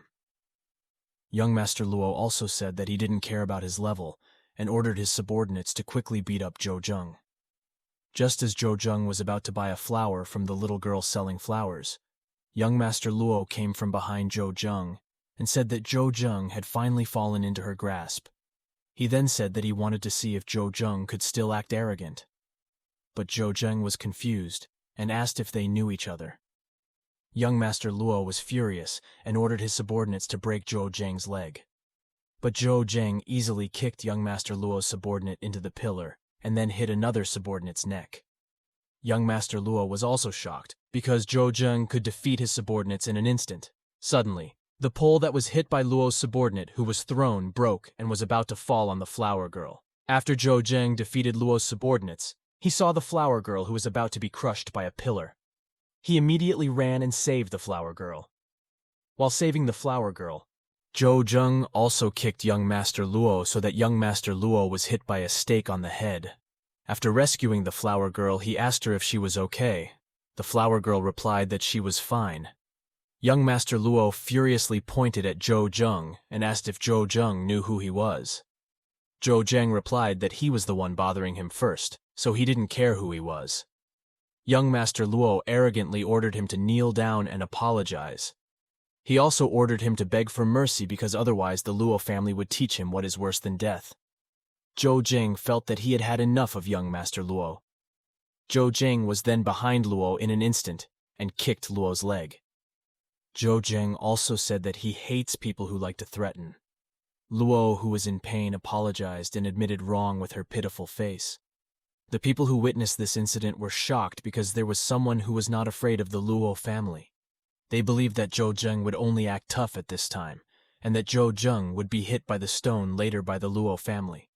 Zhou Zheng, who heard the words of the people around him, thought that in this world, only the strong would survive. He didn't mind that the Luo family would be his stepping stone. Young Master Luo was taken to the hospital and treated. The doctor who treated young Master Luo told Chief Luo that he was doing his best. He explained to Master Luo young Master Luo's bones were shattered. He would not be able to fully recover. The worried Chief Luo asked if it would interfere with his power development. The doctor also replied that he was right because his meridians were destroyed. Chairman Luo was furious and said that this was impossible. Young Master Luo, who was crying and annoyed, said that it was all Zhou Zheng's fault and asked his father to avenge him. But his father called him trash and asked how he still had a face to cry on. This made leader Luo curious about Zhou Zheng's background, that a third-tier warrior could easily cripple a fourth-tier warrior. He then ordered Ah Bin, his subordinate, to investigate this person named Zhou Zheng. The annoyed Chairman Luo thought it didn't matter who Zhou Zheng was or where he came from, because he dared to touch his son. Leader Luo vowed that Zhou Zheng would suffer the consequences. The next day at Titan City's market, Zhou Zheng, who was walking in the market, thought that he had been spending a lot of money lately. Therefore, he had to find a job.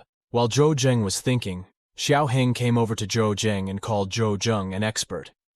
He then thanked them because, thanks to information from Zhou Zheng, their mission was completed. Xiao Heng then introduced Zhou Zheng to his subordinates and said that he was the expert he had told them about. They bowed their heads and greeted politely.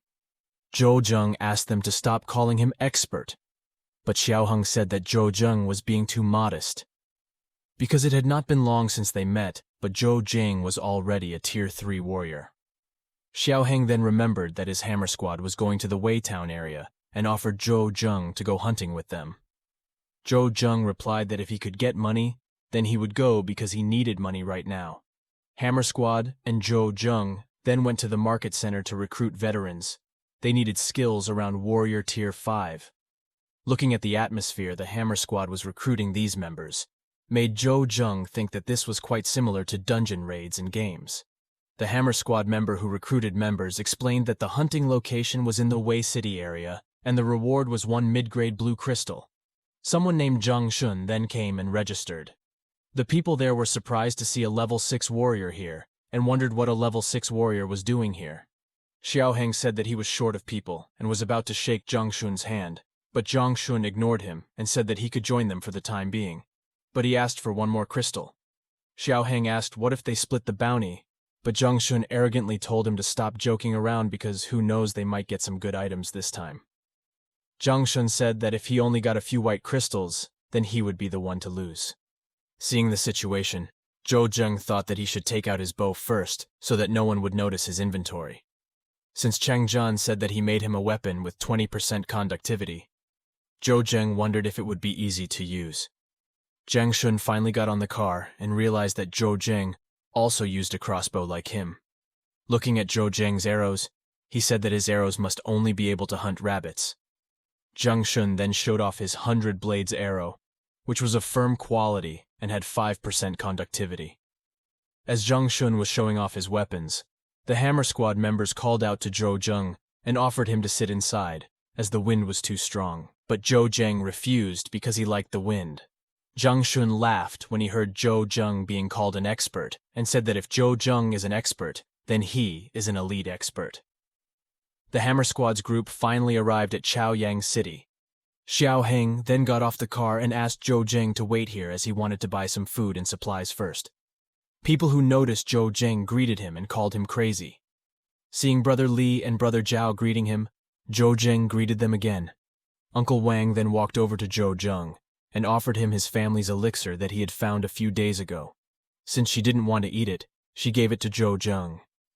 Zhou Zheng, who didn't know, asked how to use it. Zhang Shun was surprised to see Zhou Zheng, who was greeted by people even though he was only a Tier 3 warrior. Out of jealousy, he also showed himself and thought that people would gather because he was a top-class person, but people ignore it. Zhang Shun was shocked too. When Zhou Zheng was about to leave, people told him to be careful and not to come back injured again. Zhou Zheng waved his hand at his friends. Seeing the potion that Uncle Wang gave him, Zhou Zheng thought that it was a good potion. Even though the effect is weaker than increasing HP, but at critical times this potion will be useful. While Zhou Zheng was thinking, Zhang Shun suggested using a spear instead, but Zhou Zheng refused and said that this was his habit. They finally arrived outside the Wei City building area. Just as they were about to enter, another group arrived while honking their horns repeatedly. The group then got out of their vehicle and into the city while giving Xiao Heng the middle finger and sticking out his tongue in ridicule. Xiao Heng warned Zhou Zheng that they should be wary of that bastard named Kuang Xiong. The Hammer Squad finally entered the city of Wei. They easily kill the zombies that attack them. Seeing Zhang Shun shooting a zombie in the head, Zhou Zheng praised Zhang Shun that his shooting skills were great while clapping his hands. Xiao Heng then warns that they must reach the business street within 5 minutes. Otherwise, there will be more and more zombies. When many zombies arrived, Zhou Zheng ordered Zhang Shun to take care of them all, because the 2 blue crystals weren't easy to get. Zhang Shun asked how Zhou Zheng was and asked why he would just stand there. Zhou Zheng replied that everyone has their own duties. If he does not work, then he will not get paid. Therefore, since Zhang Shun was prepaid, he had to work hard. Zhang Shun also said that he would show Zhou Zheng that his excuse was worth paying with 2 blue crystals. With his trident, Zhang Shun defeated the zombies. Xiao Heng was impressed with Zhang Shun and said that Tier 6 warriors were really strong. One of the Hammer Squad members said that the money they paid was equivalent to their work. A moment later, groups of poison zombies began to appear. The Hammer Squad member who was monitoring said that the ones on the business road were mutant zombies. Therefore, the more they advanced, the greater the risk. Zhang Shun offered himself a try, then shot a poison zombie in the head. But the poison zombie he shot didn't feel anything at all. Seeing that, Zhou Zheng also praised Zhang Shun's good shot and gave him a thumbs up. Zhou Zheng then readied his weapons and said that he would take care of things since he had to warm up and asked them to wait here. Xiao Heng warns that the zombies around here are different, and a panicked Zhang Shun says if Zhou Zheng wants to die, don't take their boss. But Zhou Zheng ignored them and jumped in. Zhou Zheng thought that there was a lot of experience here, therefore he could not waste this opportunity to level up. He then jumped over the zombies and shot their heads with arrows. The panicked Zhang Shun said that he didn't know why they would recruit someone like Zhou Zheng, a person who lacked